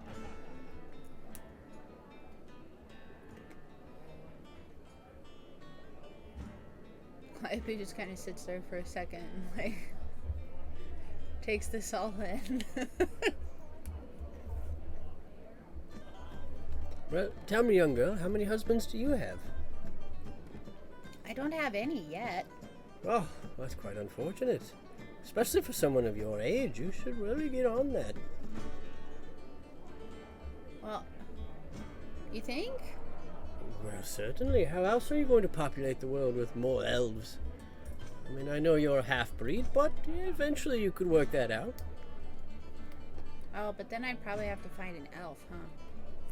Well, of course, but I'm not one to judge. You know, you're an outsider. I don't know your ways. You marry whom you wish, but I mean, you know, the sooner you get started, the more children you could bring into this world.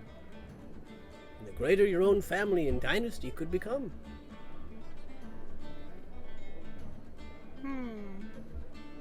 Hadn't really thought about kids. Well, That seems like a lot of responsibility. well, for the first 5 or 6 years, certainly. And, you know, then you hand them over to one of the midwives, and, well, they deal with all the nasty stuff, and, well, you're just acquaintances from then on. Wait, so do you have, like, kids in here right now? She kind of looks around. Not at the moment, but I've had my fair share, a couple dozen. I'm an only child. Wow, that's quite unfortunate. No, I think that's what Mom and Dad wanted. Well, I all think right. I was enough of a handful. We didn't have midwives. Just tutors and house mothers. Well, that's quite a shame. They're very helpful and very handy indeed, but your parents must have some great mental fortitude to be able to handle you all by themselves. I don't know that I could have done it. Yeah, I'm a lot. Damn. She's roasting you without even roasting you. It's like a southern lady burn. I don't think Calliope thinks very highly of her opinion, though. Yeah. Based off of what she's heard so far. So is that really all guys care about then? Is how many kids you can have? Well, no, that's something that I care about. I greatly enjoy being able to have children and create a family. That's something that means a lot to me. But my husband, on the other hand, at least this one, well, he wasn't particularly fond. I had to talk him into the 3 that we had. Let's just look, Calliope will look at the husband now. So why did you get married then? If you didn't want kids. Well, every elvish man must take a wife at some point. I'm not very big into it myself, but I suppose I needed to have a companion in order to keep up appearances, and, well, we fell in love. We had our similarities, our differences, of course, but, nonetheless, she was a wonderful woman. Do I believe him? Make an insight check. Okay. Bink inside his own mind. This is not for anyone or even the computer. Bink inside his mind is like, blink twice if you need Yeah, help. right? Yeah. Exactly. 26? Yeah, he seems to be telling the truth.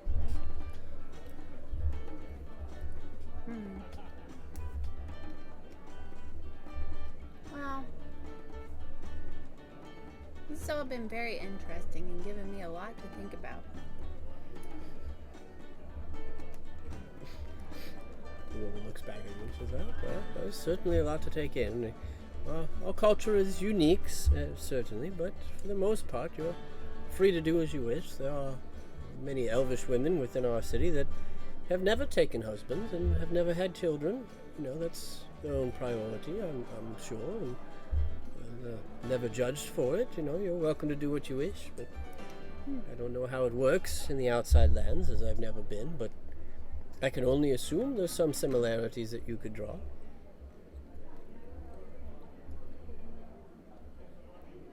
Yeah. Some stuff is the same, but I don't know, the differences seem pretty big right now. Yes, well, that tends to happen when you visit an elvish establishment. There's not many left in this world, but they can certainly be different, and many of them are stuck in their old traditions. And I'm sure ours differ from other elvish kingdoms, I'm certain.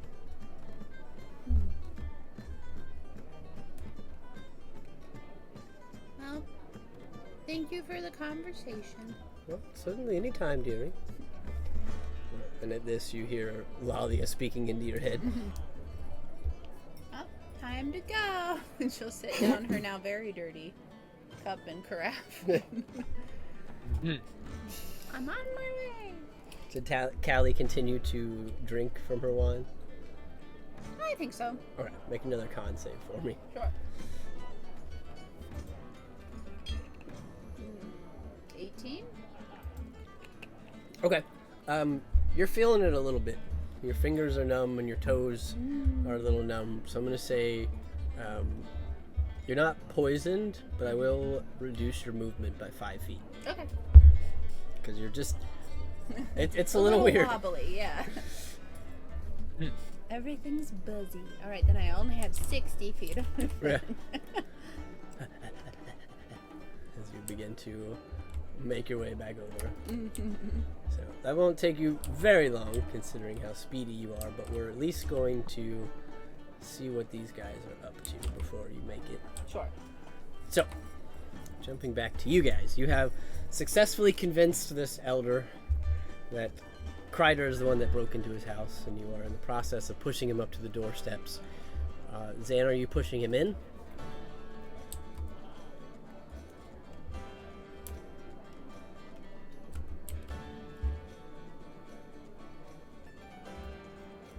Oh. Connor, are you still with us? Yeah. Okay. I mean, I'm kind of walking with him. Okay, but are you following the elder into the tower? Yeah. Okay. So you guys begin to enter. Bink, Lalia, are you following? I guess so. Yeah.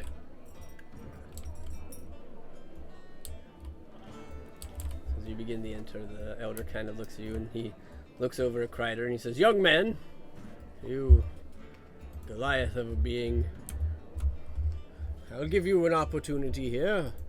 Are you the one that smashed my teleport crystal?" And Kreider just kind of like looks at you, Zan, like, Do I tell him?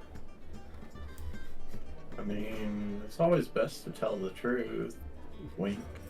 He looks back at the elder. Well, I smacked it real hard, but it didn't break right away. And my buddy Zan here said I should have hit it a little bit harder. And then we realized something was going on, so Zan grabbed me and we ran back outside to Lalia and Bink, who were out there.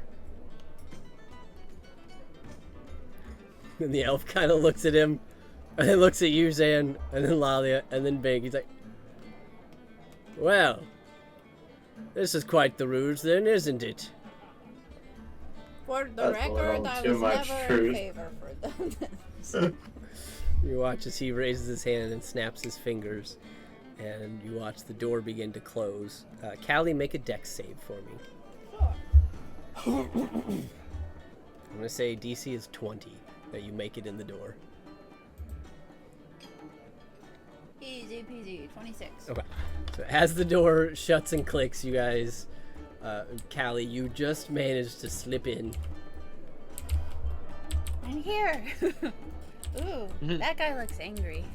And he looks over at all of you and looks at you, Callie, now appearing to you. He's like, "Oh, I suppose you had something to do with this as well." Yes. What? You interloping outsiders, how dare you? I'll give you an opportunity. Submit yourselves to punishment and fixing the damage you have done, or you will be dealt with in a very unkind manner.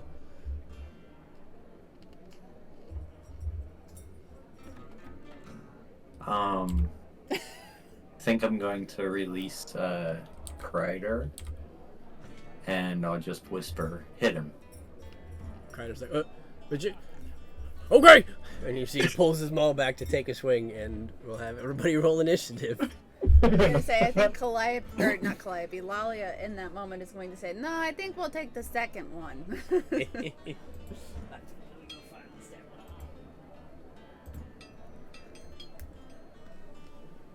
That's when she gets a natural 20. For crying out loud. Same. Ugh.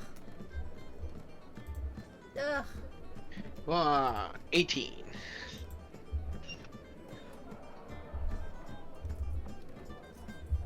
Wow, we all rolled really high then. Yep.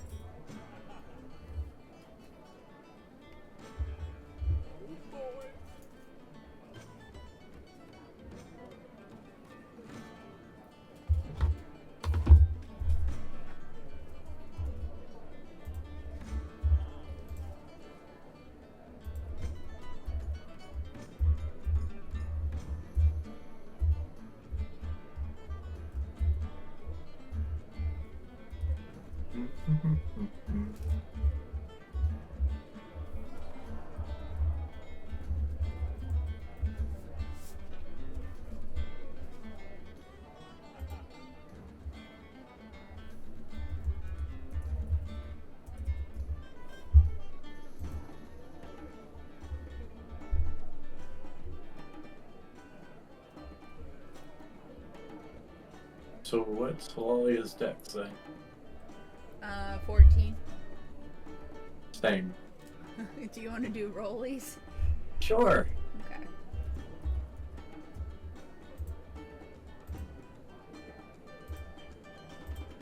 $18.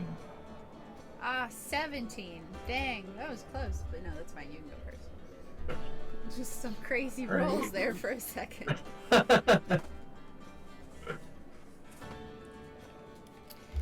Alright, so as you guys say this and you watch as Kreider steps forward to begin combat, you watch as this elvish druid, or not druid, this elvish wizard ahead of you, his body seems to morph and he becomes, it almost looks like a serpent, not quite the size of a dragon, but like a small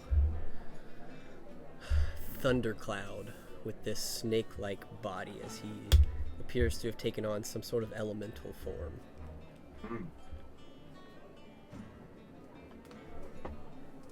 Interesting. Mm-hmm. Nope, that's not mine. Where is my combat?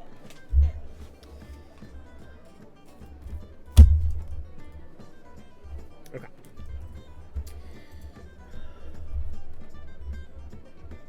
Alright, what did Zan get? 22.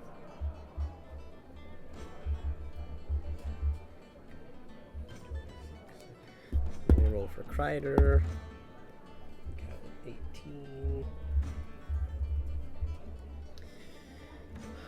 Okay, so top of initiative is going to be the Elder. Dang.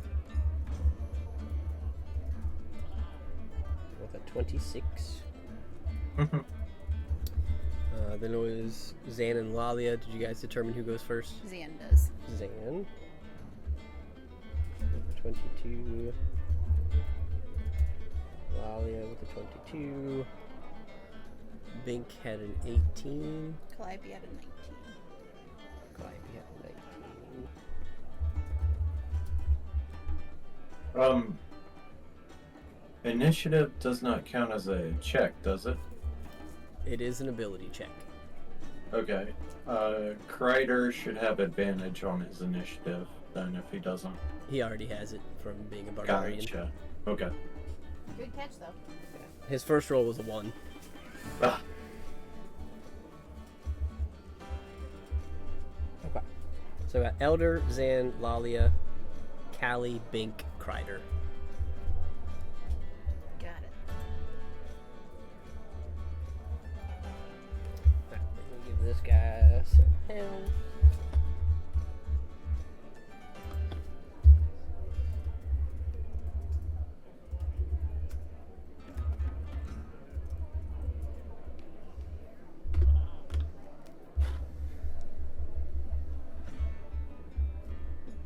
Look at us all clumped up, so nice in front of the wizard. Yeah. We love it here.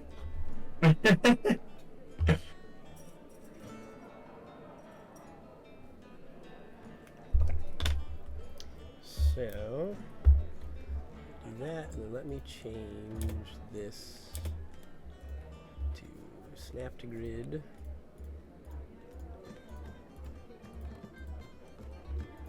And I need to change his form.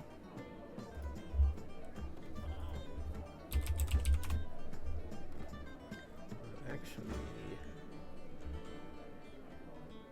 no elementals. This is actually probably the closest. Imagine like a little tiny serpent, almost dragon-like thing inside of this cloud. Interesting. Okay. And that's what he looks like. So, top of initiative. I think I have. Okay.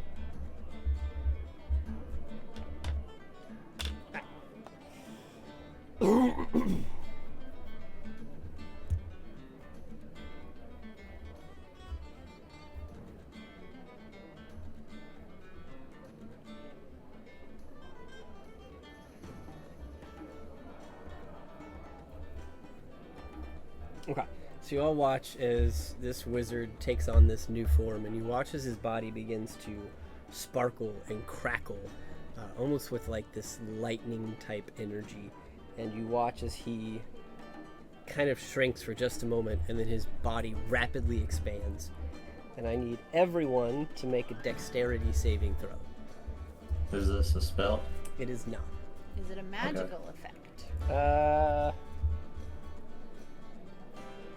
Yeah, because he's an elemental. Then you have advantage and +6. Oh, okay. We have advantage and +6. Yep. I'll just roll one more time then. There's 5 of us. I will take that first one.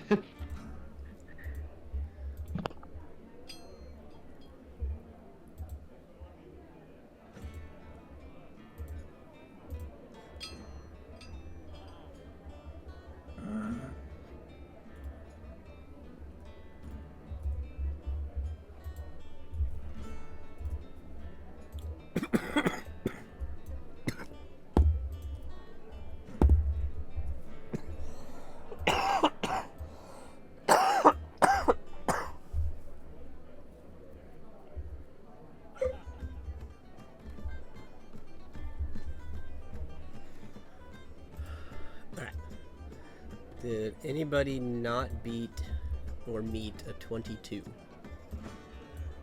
Zan did not. I got a 24. Okay. Zan, what was your roll in the end? 16. 17. 17, because you got a +6. Yeah. Ooh, ouch. Okay. That's not good. So, a couple things. So everybody... No, Kreider failed and Zan failed. So Kreider and Zan will both take 30 points of lightning damage. Immune. Cool. Everybody else will take 15.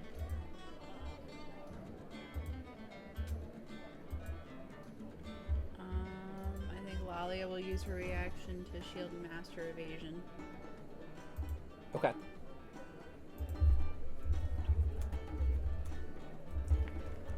And Zan, because of the number that you failed by, you don't take damage from this electricity and this thunder sparking through your body, but you do still feel your muscles tense. And you are stunned until the end of your next turn. Oof. Do I want to be stunned?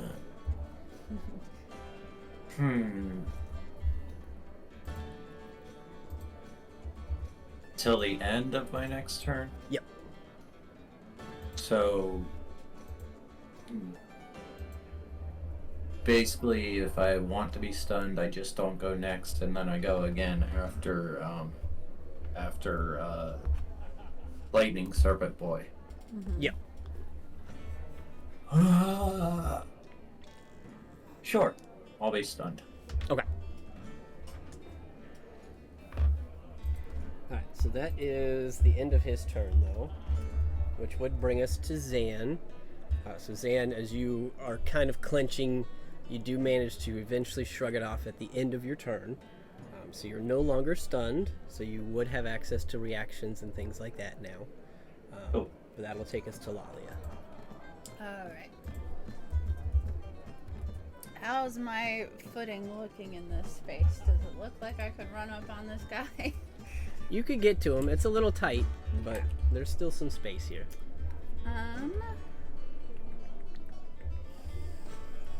So considering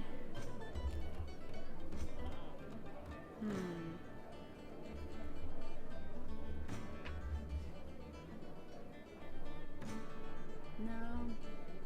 don't worry about it. Trying to think if there are any bonus action spells I can cast.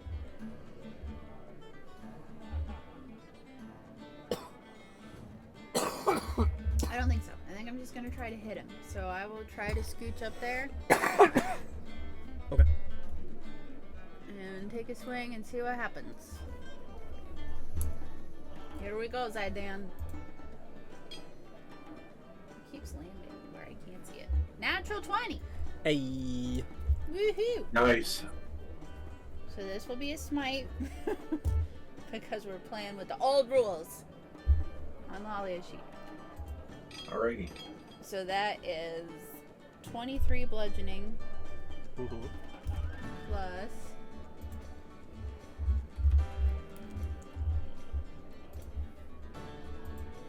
this isn't a fiend or an undead, right? Nope. Plus improve plus first, second, third. One of these days I'm gonna be able to just remember what that is. About the time it doesn't matter. 48 radiant damage. Cool. So 70 something. Yep, 71. So you did 71 damage or 48? 48 radiant, 23 bludgeoning. Oh, okay. Yeah. So 71 Nice. total. Oh, plus 6 acid damage that I never ever Nice. remember to roll. Oh, yeah. Zydan spit. So, Forgot to give Kreider his 30 points of damage. he's so boo-booed. That worked out so well. She's gonna swing again. Yep. Did it look like that hit him fully in the face, or did it? Yep, it looks like you did manage to make contact by having this magical weapon. Okay. Ooh, that's not nearly as good. Dirty 20. Yes, that'll hit. So that is 20 points of bludgeoning still. Goodness. And 5 points of radiant, so 25 on that one. Cool. Oh, I see why you said druid now. See what now? Technically, he said druid instead of wizard. Mm-hmm. Wind elemental. Got it. Not exactly wind elemental, but you know, he's got some interesting abilities. I think it would be a drastic stretch to say I could do my charge move, so I think that is the end of my turn. And at the end of your turn, he's going to use a legendary action. He's going to do, it's called Screaming Gale. You guys see as this creature before you lets out this ear-shattering scream. And it is a 30-foot or a 300-foot long line, 20 feet wide. Jeez. So he will hit all of you within this area. Let me see here. Okay, I need you all to make another dex save for me. So if this is still magical, you still have advantage in +6. Yep. Okay.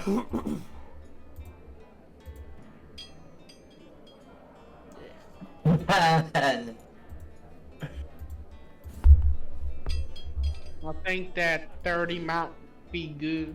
Jeez Louise, Calliope. Zan, what are you doing? 17.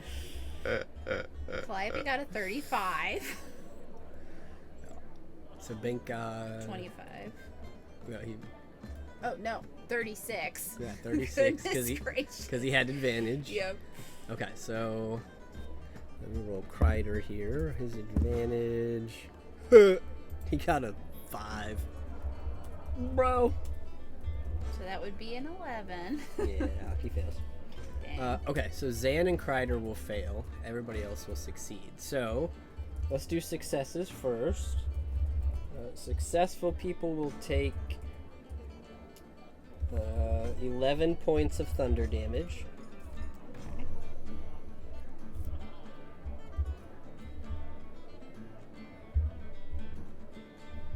Then Zan and Kreider will be 22 points of thunder damage. Good. Which, are you immune to thunder? Nope. Okay. Just lightning. Thunder. And then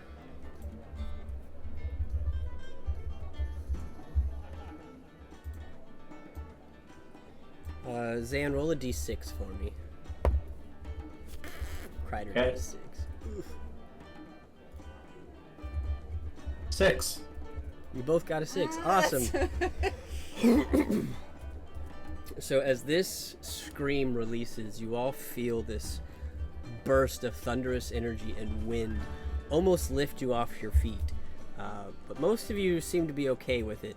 Zan and Kreider, however, you find yourselves flung 60 feet into the air, straight up.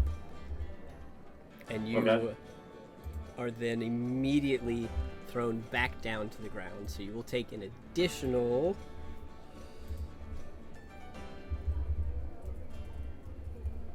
7d6 bludgeoning damage. Ow. So let me roll that.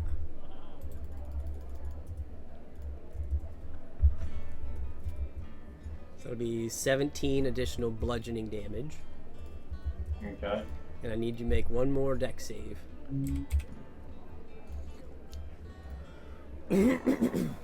Regular or with advantage? This is not a magical effect. This is you falling and not landing prone. So Okay. still get the +6, but not advantage. And the DC you're looking for this is 20. 21 naturally. So you managed to stay standing. Kreider got a natural 20, so he does as well. Nice.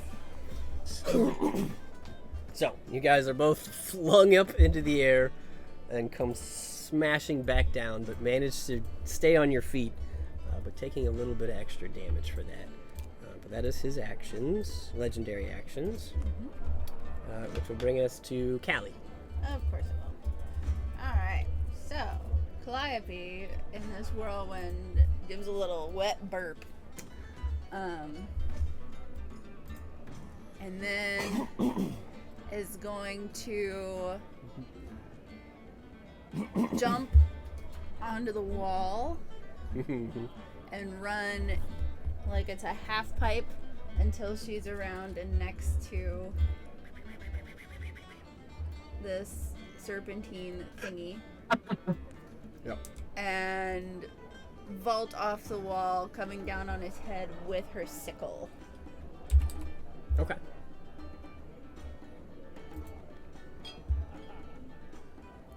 .24 to hit.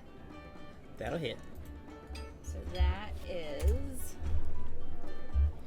13 slashing plus sneak attack, and I always forget how many sneak attack die I have. 3.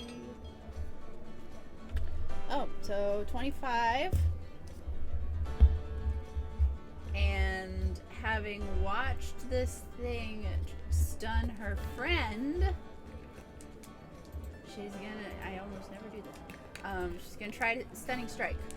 Mm-hmm. As she comes down. Hold still. Okay. So as you go to stunning strike it, you don't seem to find a weak spot. Okay. As this creature is immune to stun. Okay. That's alright. She's going to look up at him, turn her head kind of to the side and say, "No fair." And strike again. I will say, just for your visual here, as you land on his head, your body goes through him, and you're sharing a space with him at the moment. Freaky. Alright. She'll take a step out of him. I guess you could go this way. Sure. If it doesn't work on the map, that's fine. But It does. You're just close to Lalia now. hello. And that's got a hit. That's a 28. Yep. For an additional 9 damage. Yep. And then she will just do a single kick, but she'll grab onto Lalia's arm where Zydan is and just use that to raise her momentum and raise a kick up to strike this thing. Yep. 21 That'll hit. for 14. Nice. That's her turn. So 48. Eh. Nice.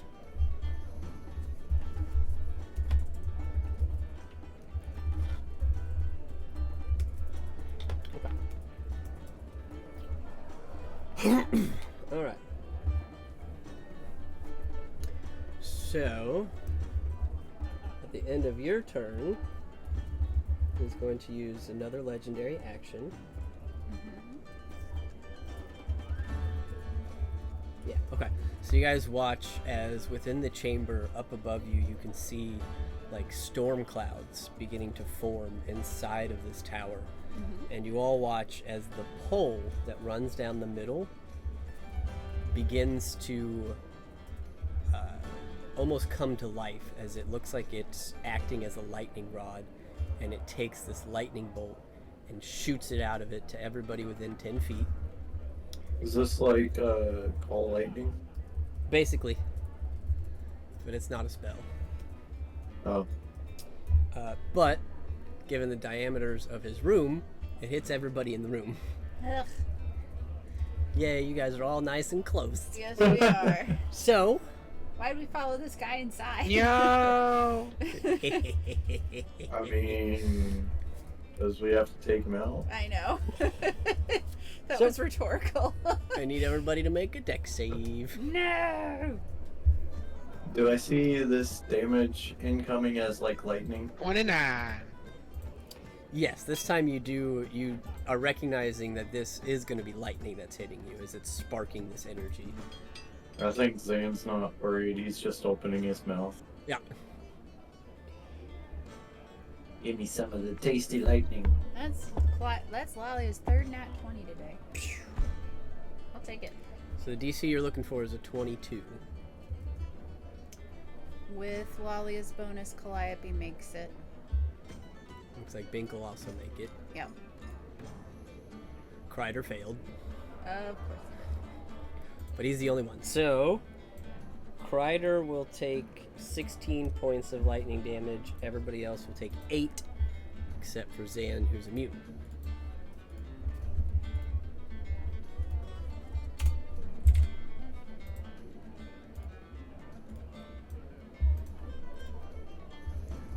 Alright.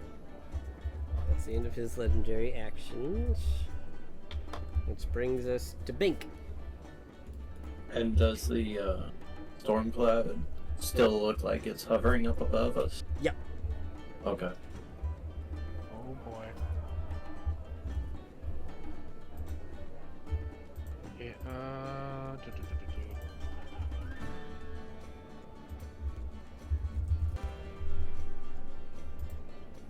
I'm gonna go up to him and use my playoff team. Alright. Hit him.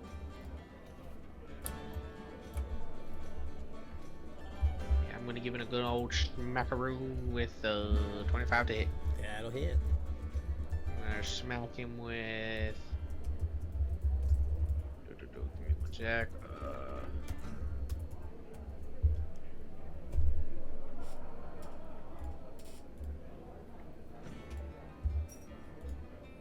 So since I hit him, I also get to deal 5d4 damage of my choice.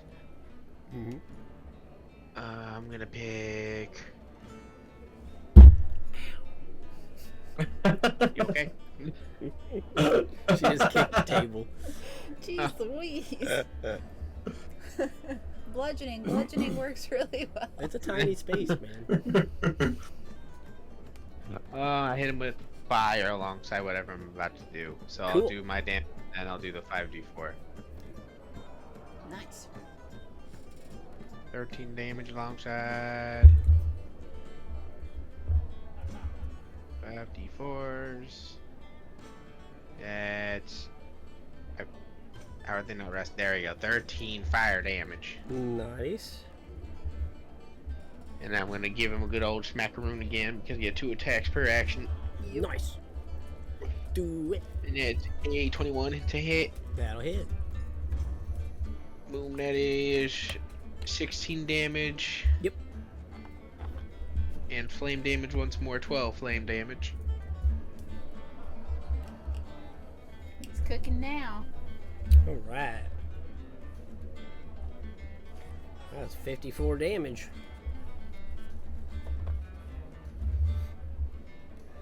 Anything And I'm with your gonna- bonus action?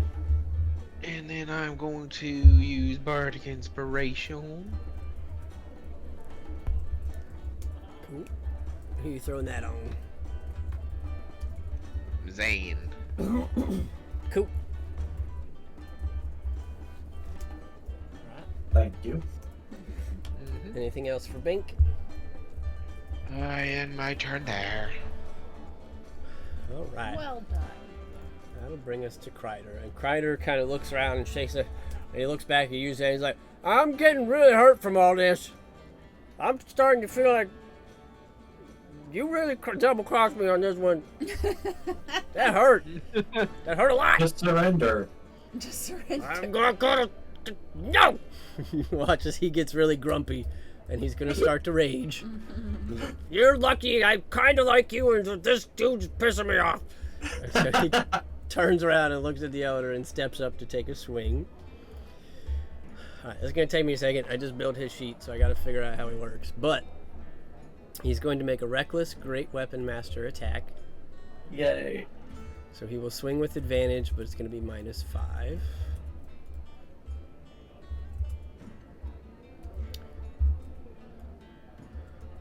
So that is a 26 to hit. So it does hit. Alright,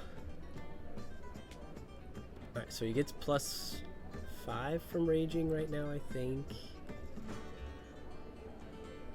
No, +3 from raging right now. I'm gonna write that down so I don't forget. So general damage here.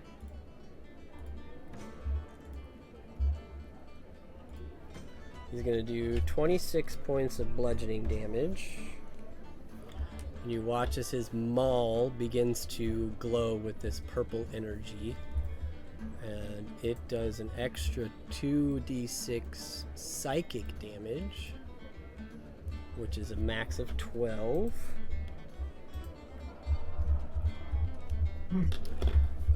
Because he hit somebody. Yes. Was it 26 or 29? Oh, 29. Yeah. I forgot to add the 3 that I just told myself about. Yep. That's okay. That's why I'm here. And because he hit somebody, he... Oh, no, he already used his bonus action to rage, so never mind. I don't think he has anything else. He has an extra attack. I know, I'm just seeing if there's anything else that he adds to this right now.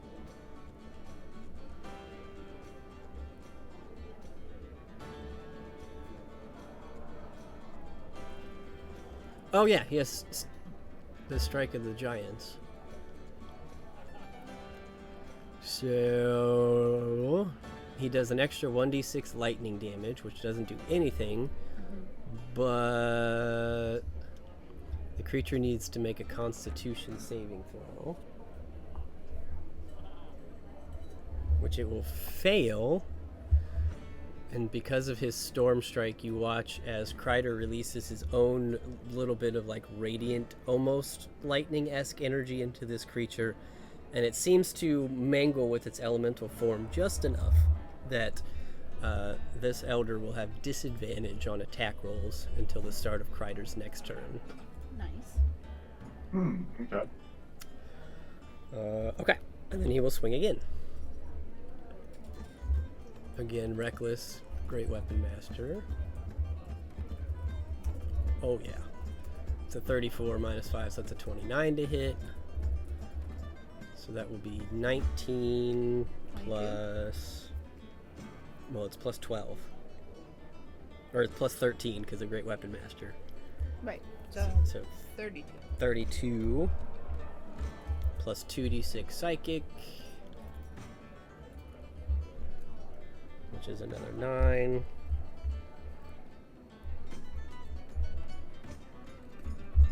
So that's 82 points of damage on his turn. Nice. Jeez Louise. The creature has disadvantage on attack rolls, but that was his attack, his extra attack, and his bonus action to rage. Whew! Alright. Just wait till he can start smiting. Yep. And that's the end of Kreider's turn, which brings us back to the Elder. So he gets his legendary actions back. Sorry guys, this guy's got a lot going on, so... You That's don't fine. say. You don't say. Alright. I gotta roll to see if he gets his lightning explosion back. Woohoo! He does! Yay. Alright, I need everybody to make a deck saving throw as he's gonna explode himself again.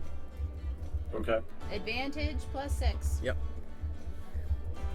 Again, the DC you're looking for is a 22, and you don't want to fail by 4 or more. Plus 6, it's 16. And then your big bardic inspiration die is a D10. It's a D12. D12. D12. No, it's a D24 now. That per the Is it- update. You get 2 D12. Right? Is an arc 10, so 26. Whew! You will save. Nice. Hey. Calliope's gonna use a key point. No. Mhm. Wait, the DC's 22? Yep. I keep forgetting she has evasion. She should not have taken any damage at this point. Well, Yep. Well, let's just put that back. In a second. She's... Because she did fail this one. So she's going to use a key point to try to re-roll. There we go. That time she saved. no, I gotta roll for Kreider. Did he fail again? He can't do tech saves, guys, alright? I'm Neither can Lalia, so they've got killing that my in own common. character. At least he's raging now? Yeah. Question mark? He's not a bear totem, though. Yeah. Neither is Lalia, so. It's okay, he's easy to revive. Yeah, he's free to revive. If he dies. Okay. Has everybody made their rolls then? Yes. Yeah. Okay. Did anybody not make 22? Lalia didn't, and even with adding DM inspiration, she only got an 18. I did not make the. I thought I clicked it. I did not. Oops. Oh my. Roll again. You got advantage. Oh my. Natural 20! We fall. We revive. Okay, so Lalia and Kreider will take 30 points of lightning damage. So let me mark that.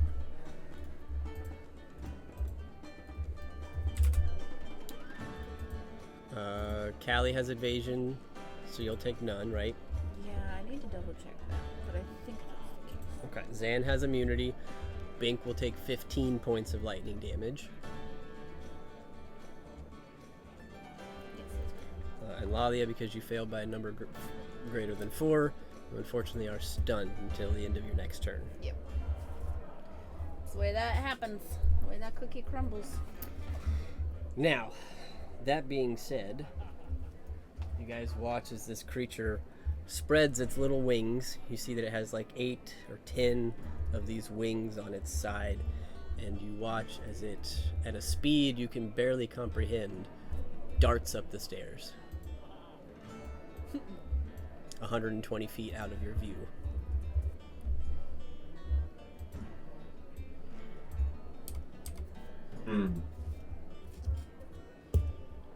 No opportunity attacks? No, it does not provoke opportunity attacks when flying. I figured, but I I need figured to calculate that. 5, 10. I think at that point, Zane will be like, "Come back here, you coward!" Sorry,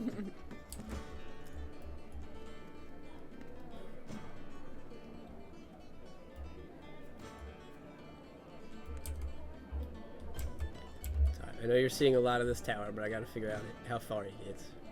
Mm-hmm.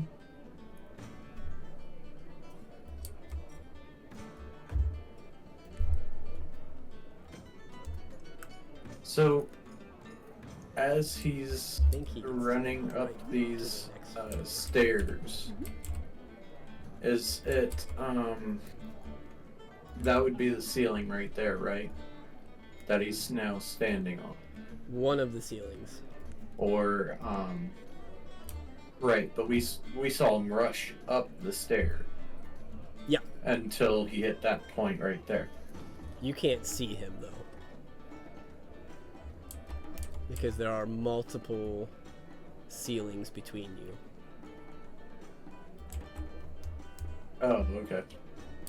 Does that make sense? So like you guys can see this ceiling, Yeah. which is roughly 60 feet above you. Okay. So your characters, your players might assume that's how far he made it. But mechanically, I'm telling you, he's much further. No, right. But, so we can see like 60 feet to the next ceiling. Yes, you can see to the ceiling above you, which Okay. is about 60 feet. And he is flying, so he's able to save a little bit of space. I tried to make it so he could get to the top floor, and I'm pretty sure he makes it. But you do see him snake up through, and it doesn't look like he's slowing down as he passes the floor, passes beyond your view at the floor right above you. Okay. But that is the end of his turn, which will bring us to Zan.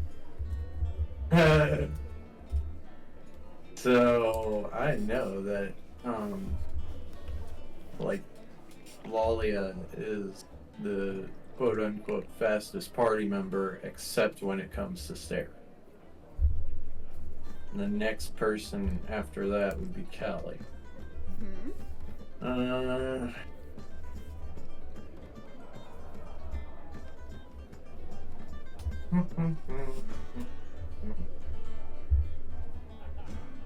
Is the storm cloud still above us then? Or did he drop that? Nope, you can still see a storm cloud. It seems like it's kind of filling the entire area above you. Okay.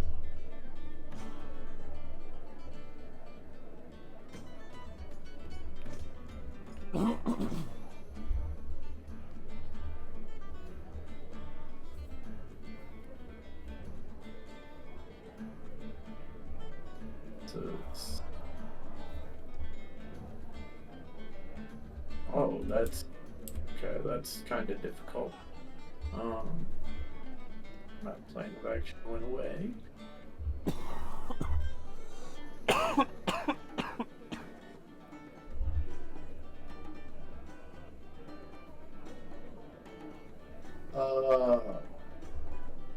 I have to look at a spell, I guess. Mm-hmm.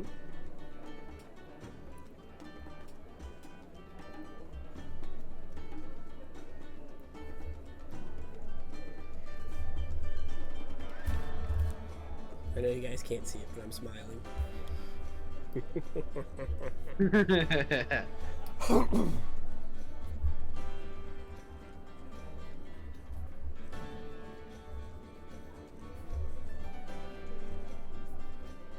Okay. So, we'll try this. I don't think it's gonna be that interesting, but let's see. I think Zan will run over to Lalia and gonna say, I know you're really bad with stairs, so let's just not use them. And he'll reach out his hand. She's standing there, a little drool coming out of her mouth as she's currently stunned. Oh shit, sorry.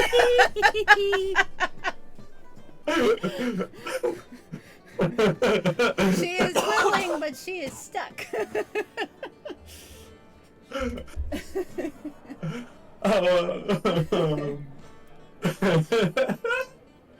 actually, maybe she's not willing, because now I'm looking at stunned. No, for the effective friendly spells, you could be willing. Well, no, I'm saying if Zanzidar is going to take her up there where that thing's going to keep letting off lightning, she doesn't want to go while she's stunned. Because she can barely dodge as it is, and when you're stunned, you fail dex saves. I think at that point, without having a reply, Zan is like, okay, never mind, and he'll reach towards Callie. There you go. Yep. That sounds perfect. And, Dimension Door Okay. will go, like, hopefully this doesn't overshoot the tower, but, I'm gonna go, like, 400 feet up.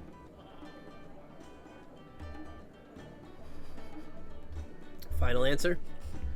Yeah.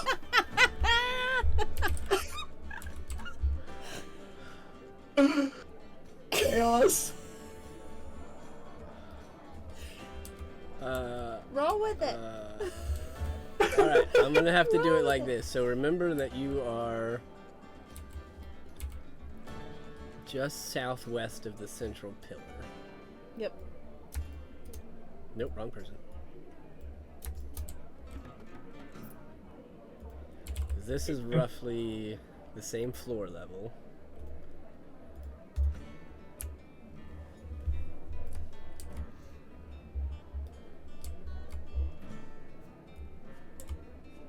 Oh, I went way too high. Oh no.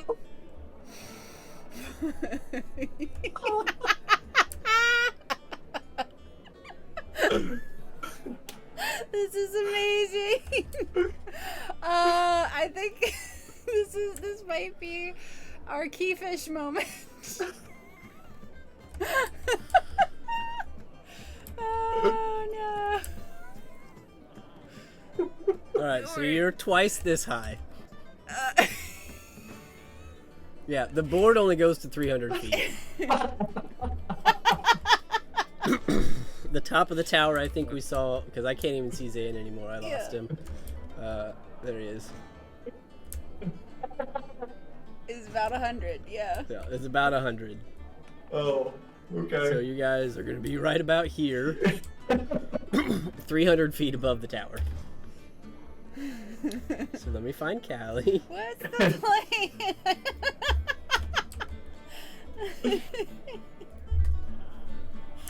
Oh no. Alright, so Zan and Callie, you find yourselves in the air, and the tower is way below you. Now what? Oops. I guess I overestimated how big this tower was. You don't say. I At this think. moment, he knew he fucked up. I think. I think Zan will pop out his wings as a bonus action and stay holding on to Callie so she doesn't fall. That sounds like a great idea. You gotta make a grapple check at least. Okay. Which is either strength or athletics or acrobatics. Does Calliope need to also make one? You could either make a contesting one and try and lose, or he can try and hit your armor class. I got One a would be +2 easier. in acrobatics and a +1 in athletics. I got a +17 in acrobatics. Well, I guess would Callie be trying to like hold on to Zan? Probably. Okay, then you could try and beat his armor class. Okay. Oh no. God. All right. +17.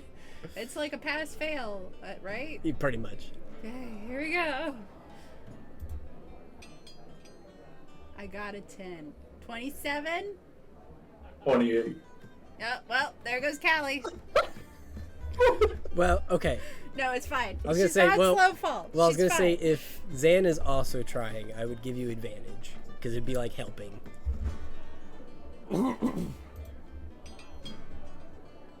30. Okay. You managed to catch his foot. You like try to grab him and you find your hand slipping. You're like, uh-oh. And you manage to grab onto his ankle. What are we doing? I thought the tower was bigger. I'm sorry. What? Well, Zan and Callie are outside, Yep. which is helpful for them.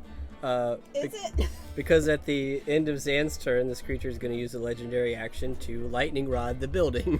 Oh no. So Lalia, you will fail because you're stunned. Bink, I need you to make a dex save. Oh yeah. Your DC is 22. Ready, Paul. Okay, you will save, then Kreider needs to make one. Hey, he actually makes it this time. There you go. So you guys will take 8 points of lightning damage as this central pillar arcs out with lightning. And Lolly takes 16. Yes. Ouch.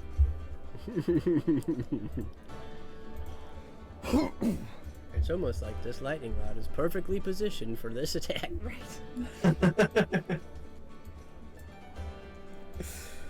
Oh, that's too funny.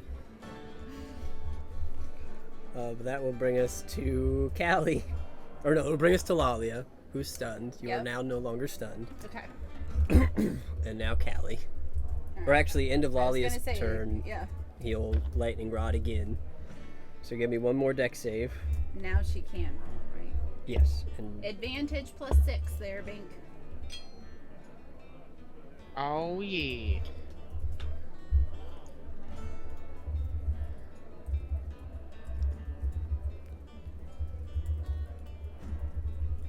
alright, so I need a dex save from Bink. Did it not do that again? Yeah, because it's twice in a row he's done it now. So I got your first one, so I need your second one. Got it. Okay. You will pass. Lalia will pass. Kreider passes again, so the three of you will take 8 more points of lightning damage.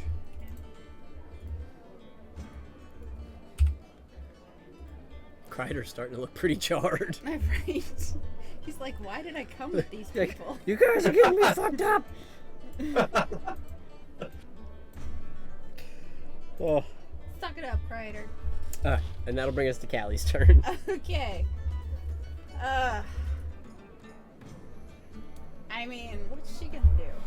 Let me look at what her helmet can do.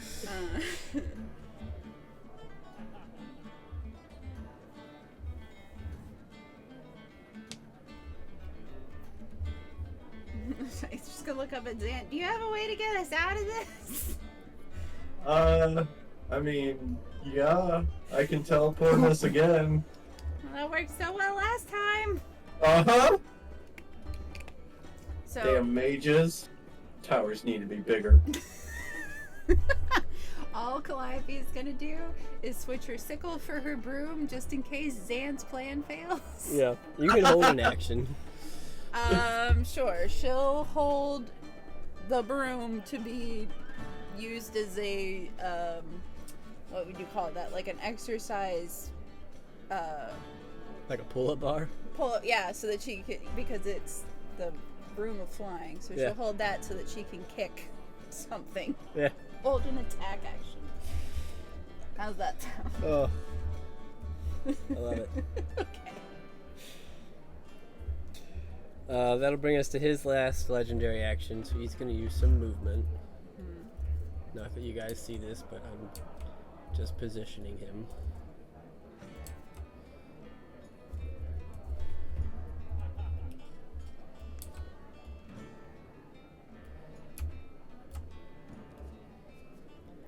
And back down here to you guys. Okay. That'll bring us to Bink. So Bink, you watched as this elemental rocketed up the stairs, and then Zan and Callie disappeared. Just poof. Binky's going to.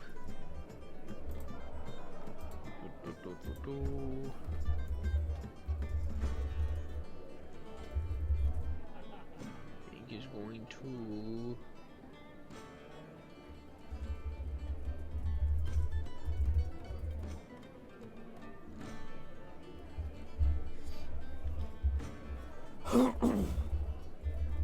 Use 4th level gravity sinkhole. And I just. Never mind, wait. I must say, you can't see the creature. You don't know how far you Yeah, no. What's his name again? You do know his name because you saw it on the door. It is Dom. Dumb? Dom. D-O-M. Dom. Oh, I thought you were like dumb. I'm like, oh, Hey. that's his name. I'm like, what? Okay, okay, since I can't see Dom. Since I know his name, if he's within, what is it? If he's within 120 feet of me, at least, if I know the name of it, I'm gonna use my psychic glance and say his name, and it'll track and hit him within 120 feet. Yep.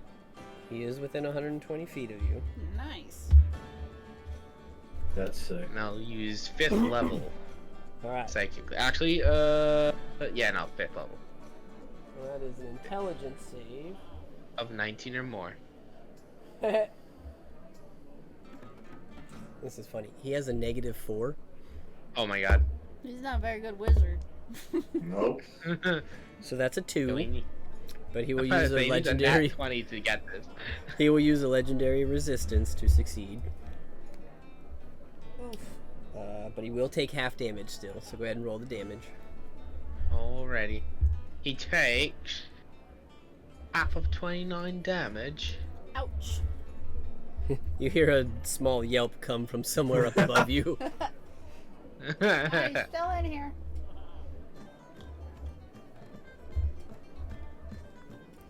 And then I start going up the steps Alright, so as far as my little feet can take me, 15, which is 25 feet. 20. I need you to make a strength save. Oh boy. You're right, these are our last steps. My little legs can't handle this much stress.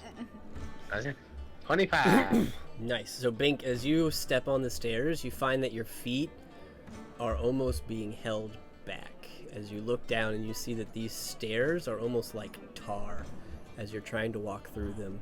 Ooh. But because you made the strength save, you are not affected by difficult terrain walking up these steps. Just specifically these steps. Yep. Okay. It seems that these steps are sticky. Sticky. You know, just another trap in a wizard's tower. Mm-hmm. And then I'll give Bardic Inspiration to Lolly in the meantime, and end my turn after that. Thanks so much.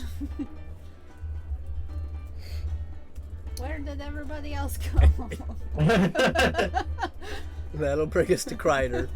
And Kreider kind of looks at you, Lolly, and he's like, "What the fuck is this? I don't know. I'm just getting shot at by this pole, and there's lightning. What the hell did you guys get me into?" That happens when Zan's around. You get used to it, kind of. Now we gotta run all the way up there for this guy? I think so. I guess. This is bullshit. It looks like Bink's having some trouble on the stairs. Just so you know. Well, alright. Oh, I forgot that I can reroll a saving throw. But I can only do it once per range, so I'm saving. There you go.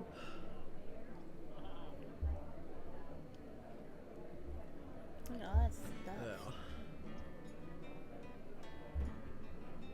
I'm trying to see. I don't think he ignores difficult terrain. I think that's mainly monks and rangers that can do that.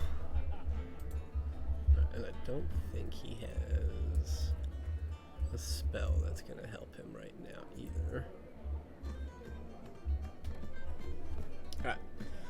So he's just going to start running. So he gets 40 feet. 5, 10. He needs to make a strength save, but he has advantage right now. It's a natural 20 Jeez Louise. for something insane. What is his save? It's a 35. Okay. Go off, King. He will grab Bink. I'm gonna say it's not gonna cost him any movement if Bink is willing to be picked up. Sure. So- I'm not gonna let him pick me up. As you're trudging up the stairs, you feel a pair of hands on your waist. Says, "You want to ride?"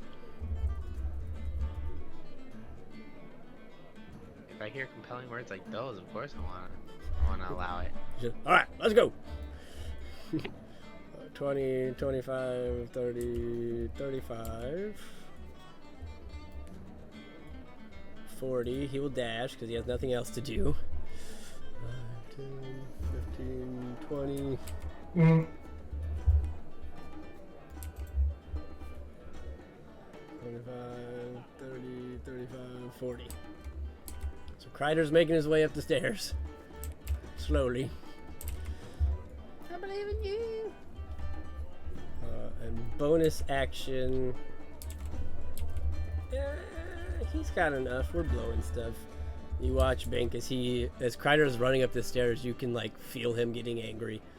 And so he's going to rage again, which will let him move another 20 feet.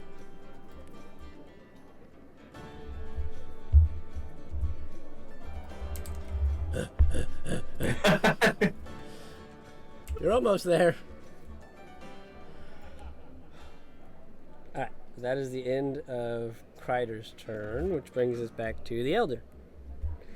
He's gonna roll to see if he gets his breath back. He does not. So what else does he want to do? Take a nap.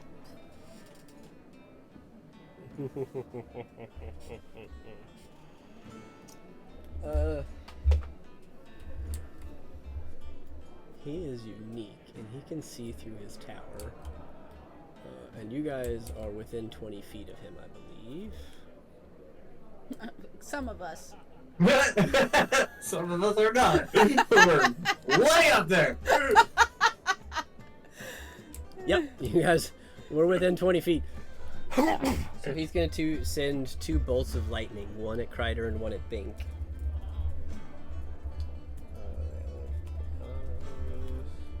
16. So at Kreider, that is an 18 to hit, which will miss. And he has disadvantage. Oh no, it's his next turn. So he's then he's going to swing at Bink, and that is a 32 to hit. Jeez. I want to say no. It definitely hits me with an under 20 armor class. Yeah. So that'll be 25 points of thunder damage. 25. Yep. Okay.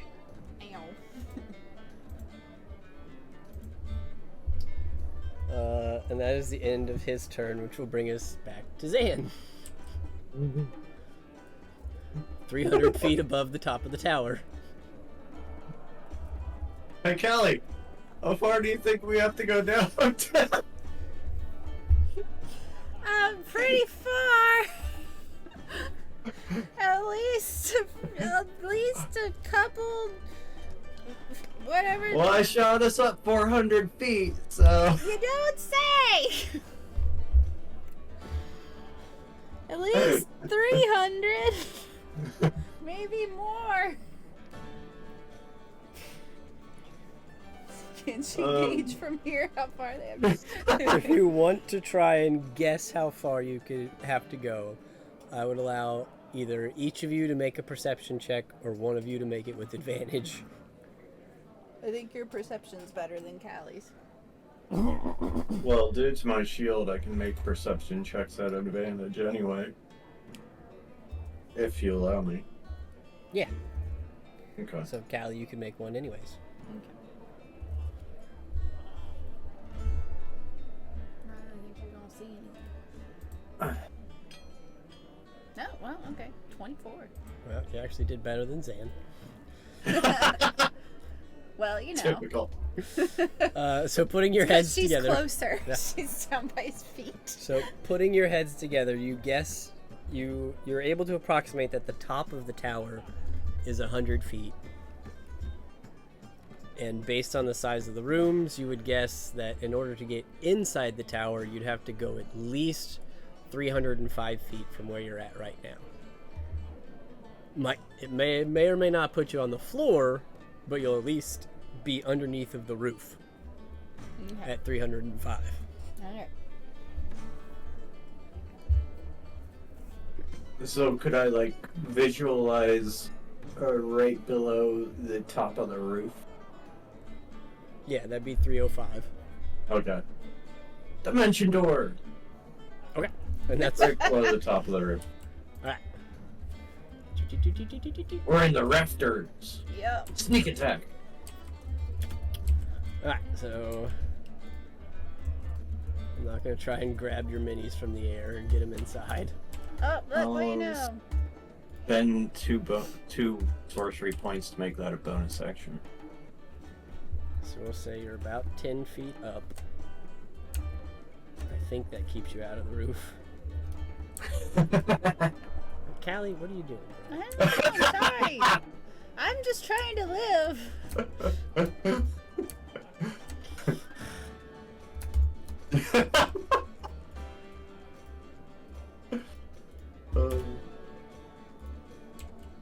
are you trying to put me? I'm trying to get you to float. Well, put me flying? I did. Oh. It put you into the ground when I tried to move you up. Alright, there you go. You and Zan are just inside the top of the roof. Alright. Are we in the room with this thing? Yep. But it's still Zan's turn because that was a bonus action. Right. Action chromatic warding. Okay. And I think that's it. You said chromatic orb, right? Warding. Warding. Yeah. So basically, with the way the mask works, if I have resistance from my racial and then resistance from a mask, I have immunity. But if I have immunity from lightning damage, then the next lightning damage I take heals me. Nice. And chromatic warding gives me immunity for a minute. Cool. Cool.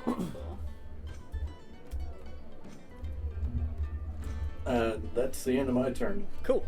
At the end of your turn, he's going to use a legendary action to lightning rod everybody. Well, and so I had a held action, that's why I was asking. Oh, yes. Yeah. though I don't think I'm close enough to actually hit him with my feet. So I would you mean, allow me to throw darts? Yeah. Okay. I'll just chuck a couple. Why not? 30 to hit. Yep. For 8 damage. Mm-hmm. And 28 to hit. Oh yeah. For 9 damage. That's right. Cool. Don't mess with the monk. That's it. Okay. And now I need everybody to make a dex save DC 22. Lalia is the only one who gets advantage and +6 this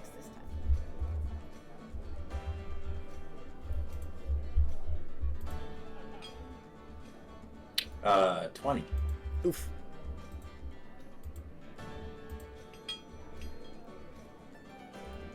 But I think I hit the threshold not to be stunned. So. Yep.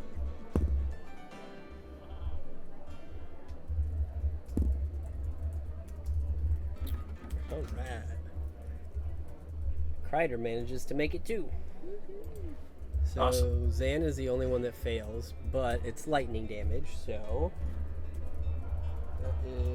so everybody will take 8 points of lightning damage, and Zan, yours would be 16. So that Okay, would so I heal transfer 8. to healing. How much was that 8. for a save? You took 8. Got it. The fact that he hits all of us every time is making keeping track of stuff not fun. Calliope takes nothing because of evasion. Yep. Cool. And that'll bring us to Callie's turn. Or no, Lalia's turn. Of course it will. Give me 5 seconds. Yep. So fast when you do it.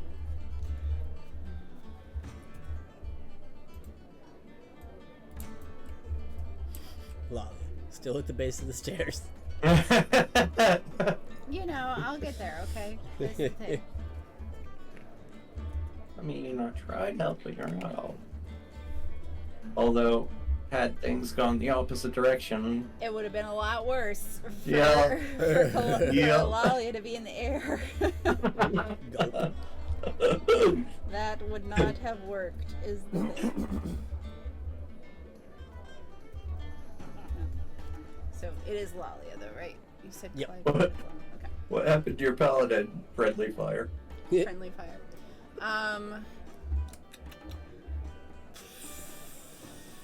She is feeling the pressure of being stuck way down here, and also is feeling a little cautious about how sticky those steps look, so she is going to cast haste on herself. Mm-hmm. Where is the spell? There we go. And start running up the stairs. 140 feet of movement. Okay.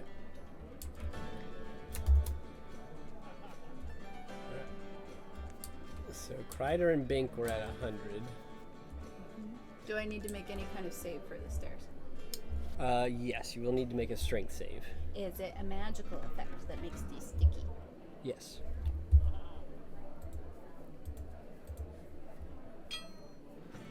$29. Yep. Okay. And then getting to them, if you want to get around them, you'll need to make either a dex save or a strength save if you want to try and like jump. Sure. I'll jump. Okay. Dirty 20. Yep, that'll work. Watch That's out. 100, 5.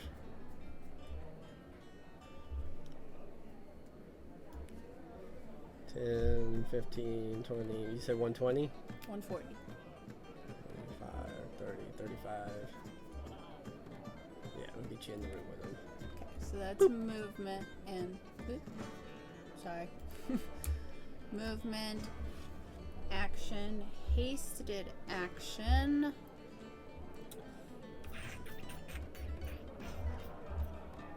I will use my wand of magic missiles. Cool.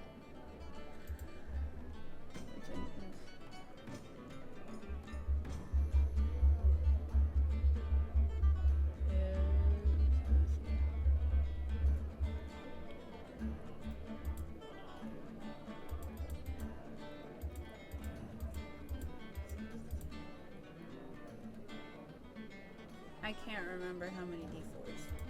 Hold on.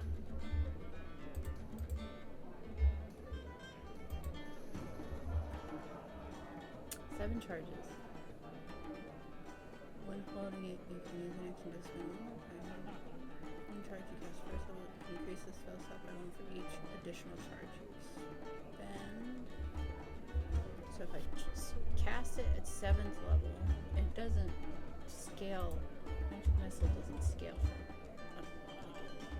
from. So it's 3 for level 1. Yeah, you get one more each time. So it'd be 9 at level 7. Plus 9.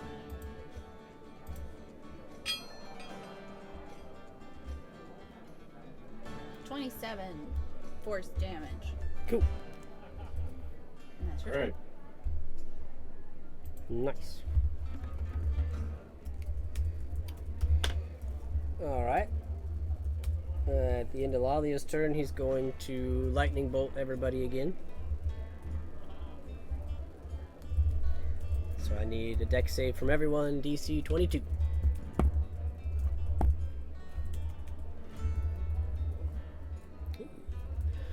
23 again. Nice. I believe Zanzadar and Calliope are back in range for Lalia. If that helps. Oh, 22. Nice. Good God, Lalia. Hmm. She did not save. She did not save at all. Okay. So Lalia will take 16 points of lightning damage. Okay. Everybody else will take 8.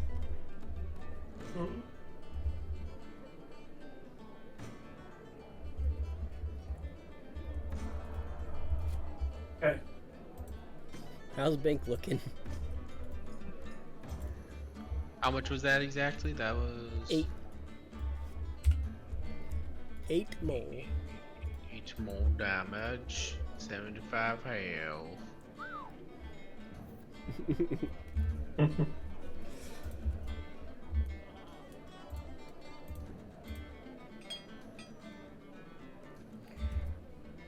Alright. So that will end Lalia's turn then, right? Yes. Which brings us to Callie. Of course it does. This is the fact that he's hitting. That means I have to enter 5 lines of data every single time he takes a turn, and he's taking 4 turns around. So hold on. And Zan, you healed 8. Is that right? I healed 4. I healed half of what is dealt to me tech. Okay. Alright, Calliope. So she is gonna let go of Zan's foot. Yep. And run up on this guy. In fact, she's going to go ahead and use that broom to spin around, do like a flip in midair, and land almost like she's kicking out towards him. And we'll make these unarmed strikes. Cool. That is a 26 to hit. Yep. For 12 bludgeoning damage. Mm-hmm.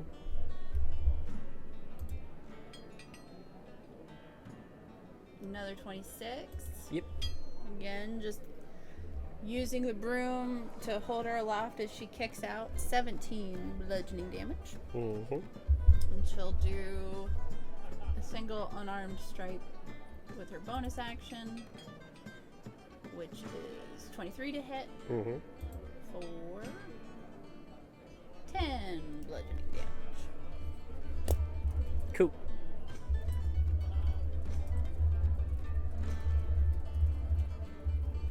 And that will end her turn.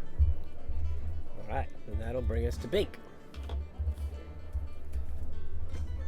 Currently in the arms of Kreider.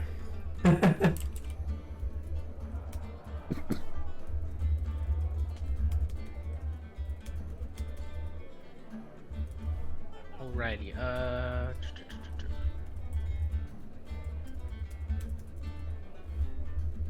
Bink is gonna keep running up the stairs and cast another psychic lance. Okay.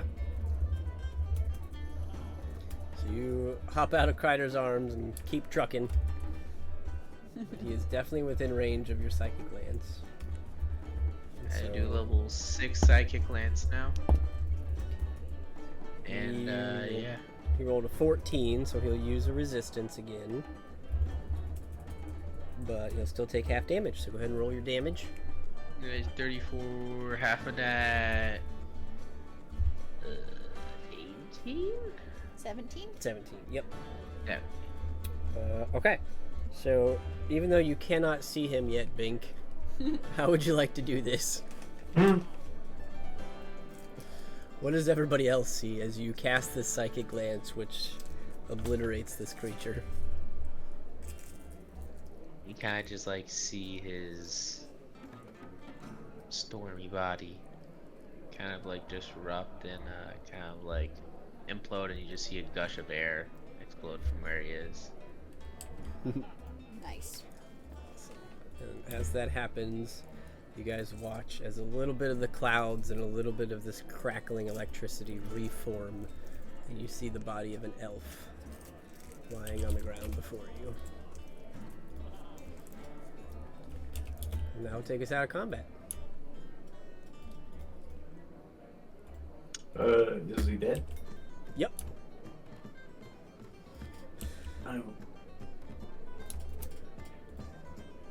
Right. Unless you wanted to try and tell Bink not to do lethal.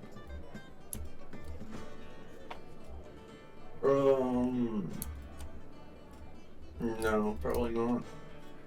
But, I mean, Zane will still go over and like check his pulse to make sure. Yep. Yeah. As everybody makes it up here, you finally find that this creature is lying lifeless. And Zan, you walk over and check him out, and you see that he is in fact no longer breathing, and you don't get a pulse from him.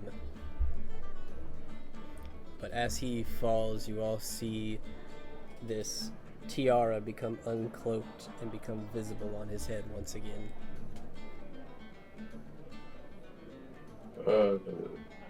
Does it stay there, or does it like disappear? No, you actually watch as it falls off. Make either a perception... No, make an investigation check for me. Anybody looking at this creature. Okay. 11. You said investigation? Yeah. So Bink, you can throw one out there too. 20. Jeez Louise. Nice. I can throw. Wait, I'm sorry, what? An investigation check? You got it. I think Oh, before a minute yikes. is up, Zane will start shocking himself with shocking grasp. What the hell? That's fine. Clear. You can have average damage. Okay. I'm gonna see, do I, like, honestly, do I have anything? Because I think, I don't know, Lalia would jump at this chance, but I don't think she does. So as this creature falls lifeless and you watch this tiara appear and fall off of his head, those of you close enough and those of you that can see it notice it does not look like the controlling tiaras you've seen.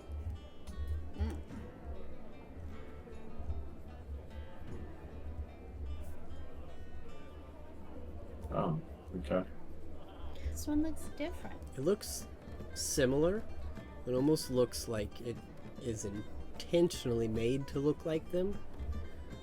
Callie, you can definitely tell this as well. Like, it looks like this was intentionally made to look like the controlling tiaras, but it's not. Seems this one may have been a fake or maybe a ruse.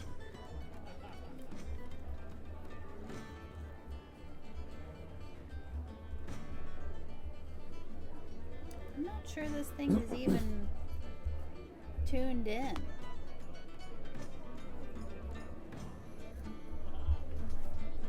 Why would he be wearing a fake tiara?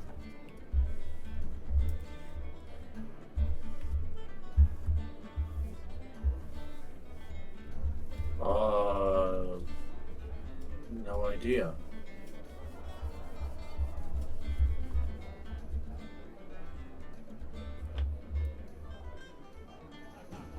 Maybe they're hiding in plain sight from the aspect.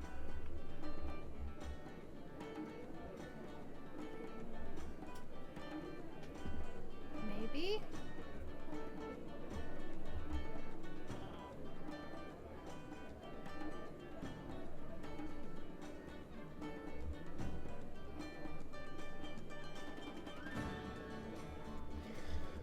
Kreider kind of speaks up. He says, so these Tiara things that you guys were talking about, if that wasn't real, does that mean that maybe he wasn't being controlled? That would be the implication, yes. And we just killed him because we thought he was being controlled? No, we killed him because he was gonna kill you. Well, I mean, we don't know if he was actually going to kill me, but I mean, I guess maybe he kind of sounded that way. Well, to be fair, his exact words were, "I'm gonna split you open." Yeah. Yeah, he seemed pretty content on killing you. Yeah. Alright, well, he was a bad guy anyways, then. That was the feeling we were getting. We do kill Okay. bad guys who don't have tiaras. You know that, right? Oh. No, no, that's kind of cool.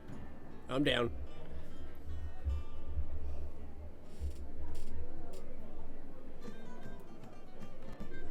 It does make me wonder, though, if we shouldn't go pay a visit again to that other guy and just see if Yisakol has a real tiara or not. I mean, we could go ask him. Exactly. Now we have this one, we can show it to him and be like, do you have this spare? The duplicate?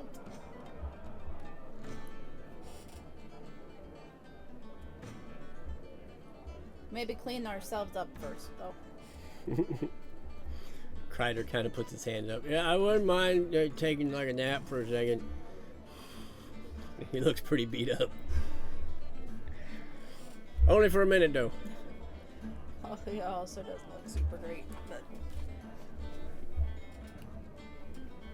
Yeah, sure, we can take a rest. I don't need it, but yeah. Yeah, well, you weren't the one taking lightning bolts to the face. Not true.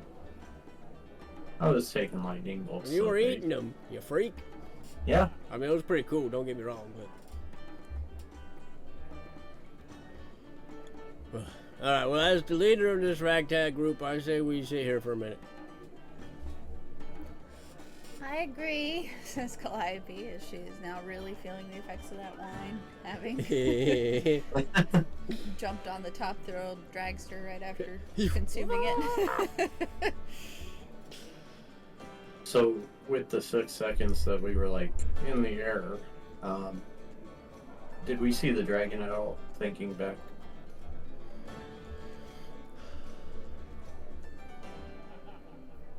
I'd say it would have been pretty tough given the situation.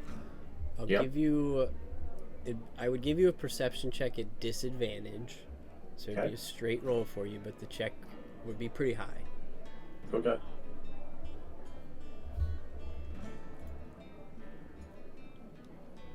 $18. Okay.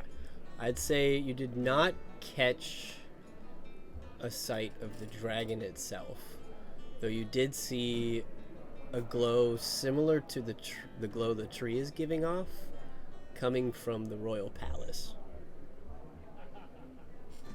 But it wasn't quite the same color, but you really didn't have a chance to look at it more clearly before you got out of there. Okay.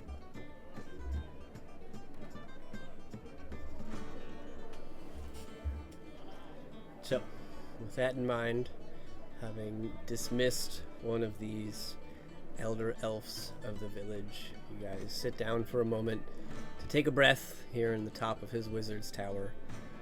And I think that's where we'll pause for today. Okay. And Alright. we'll pick up there next time.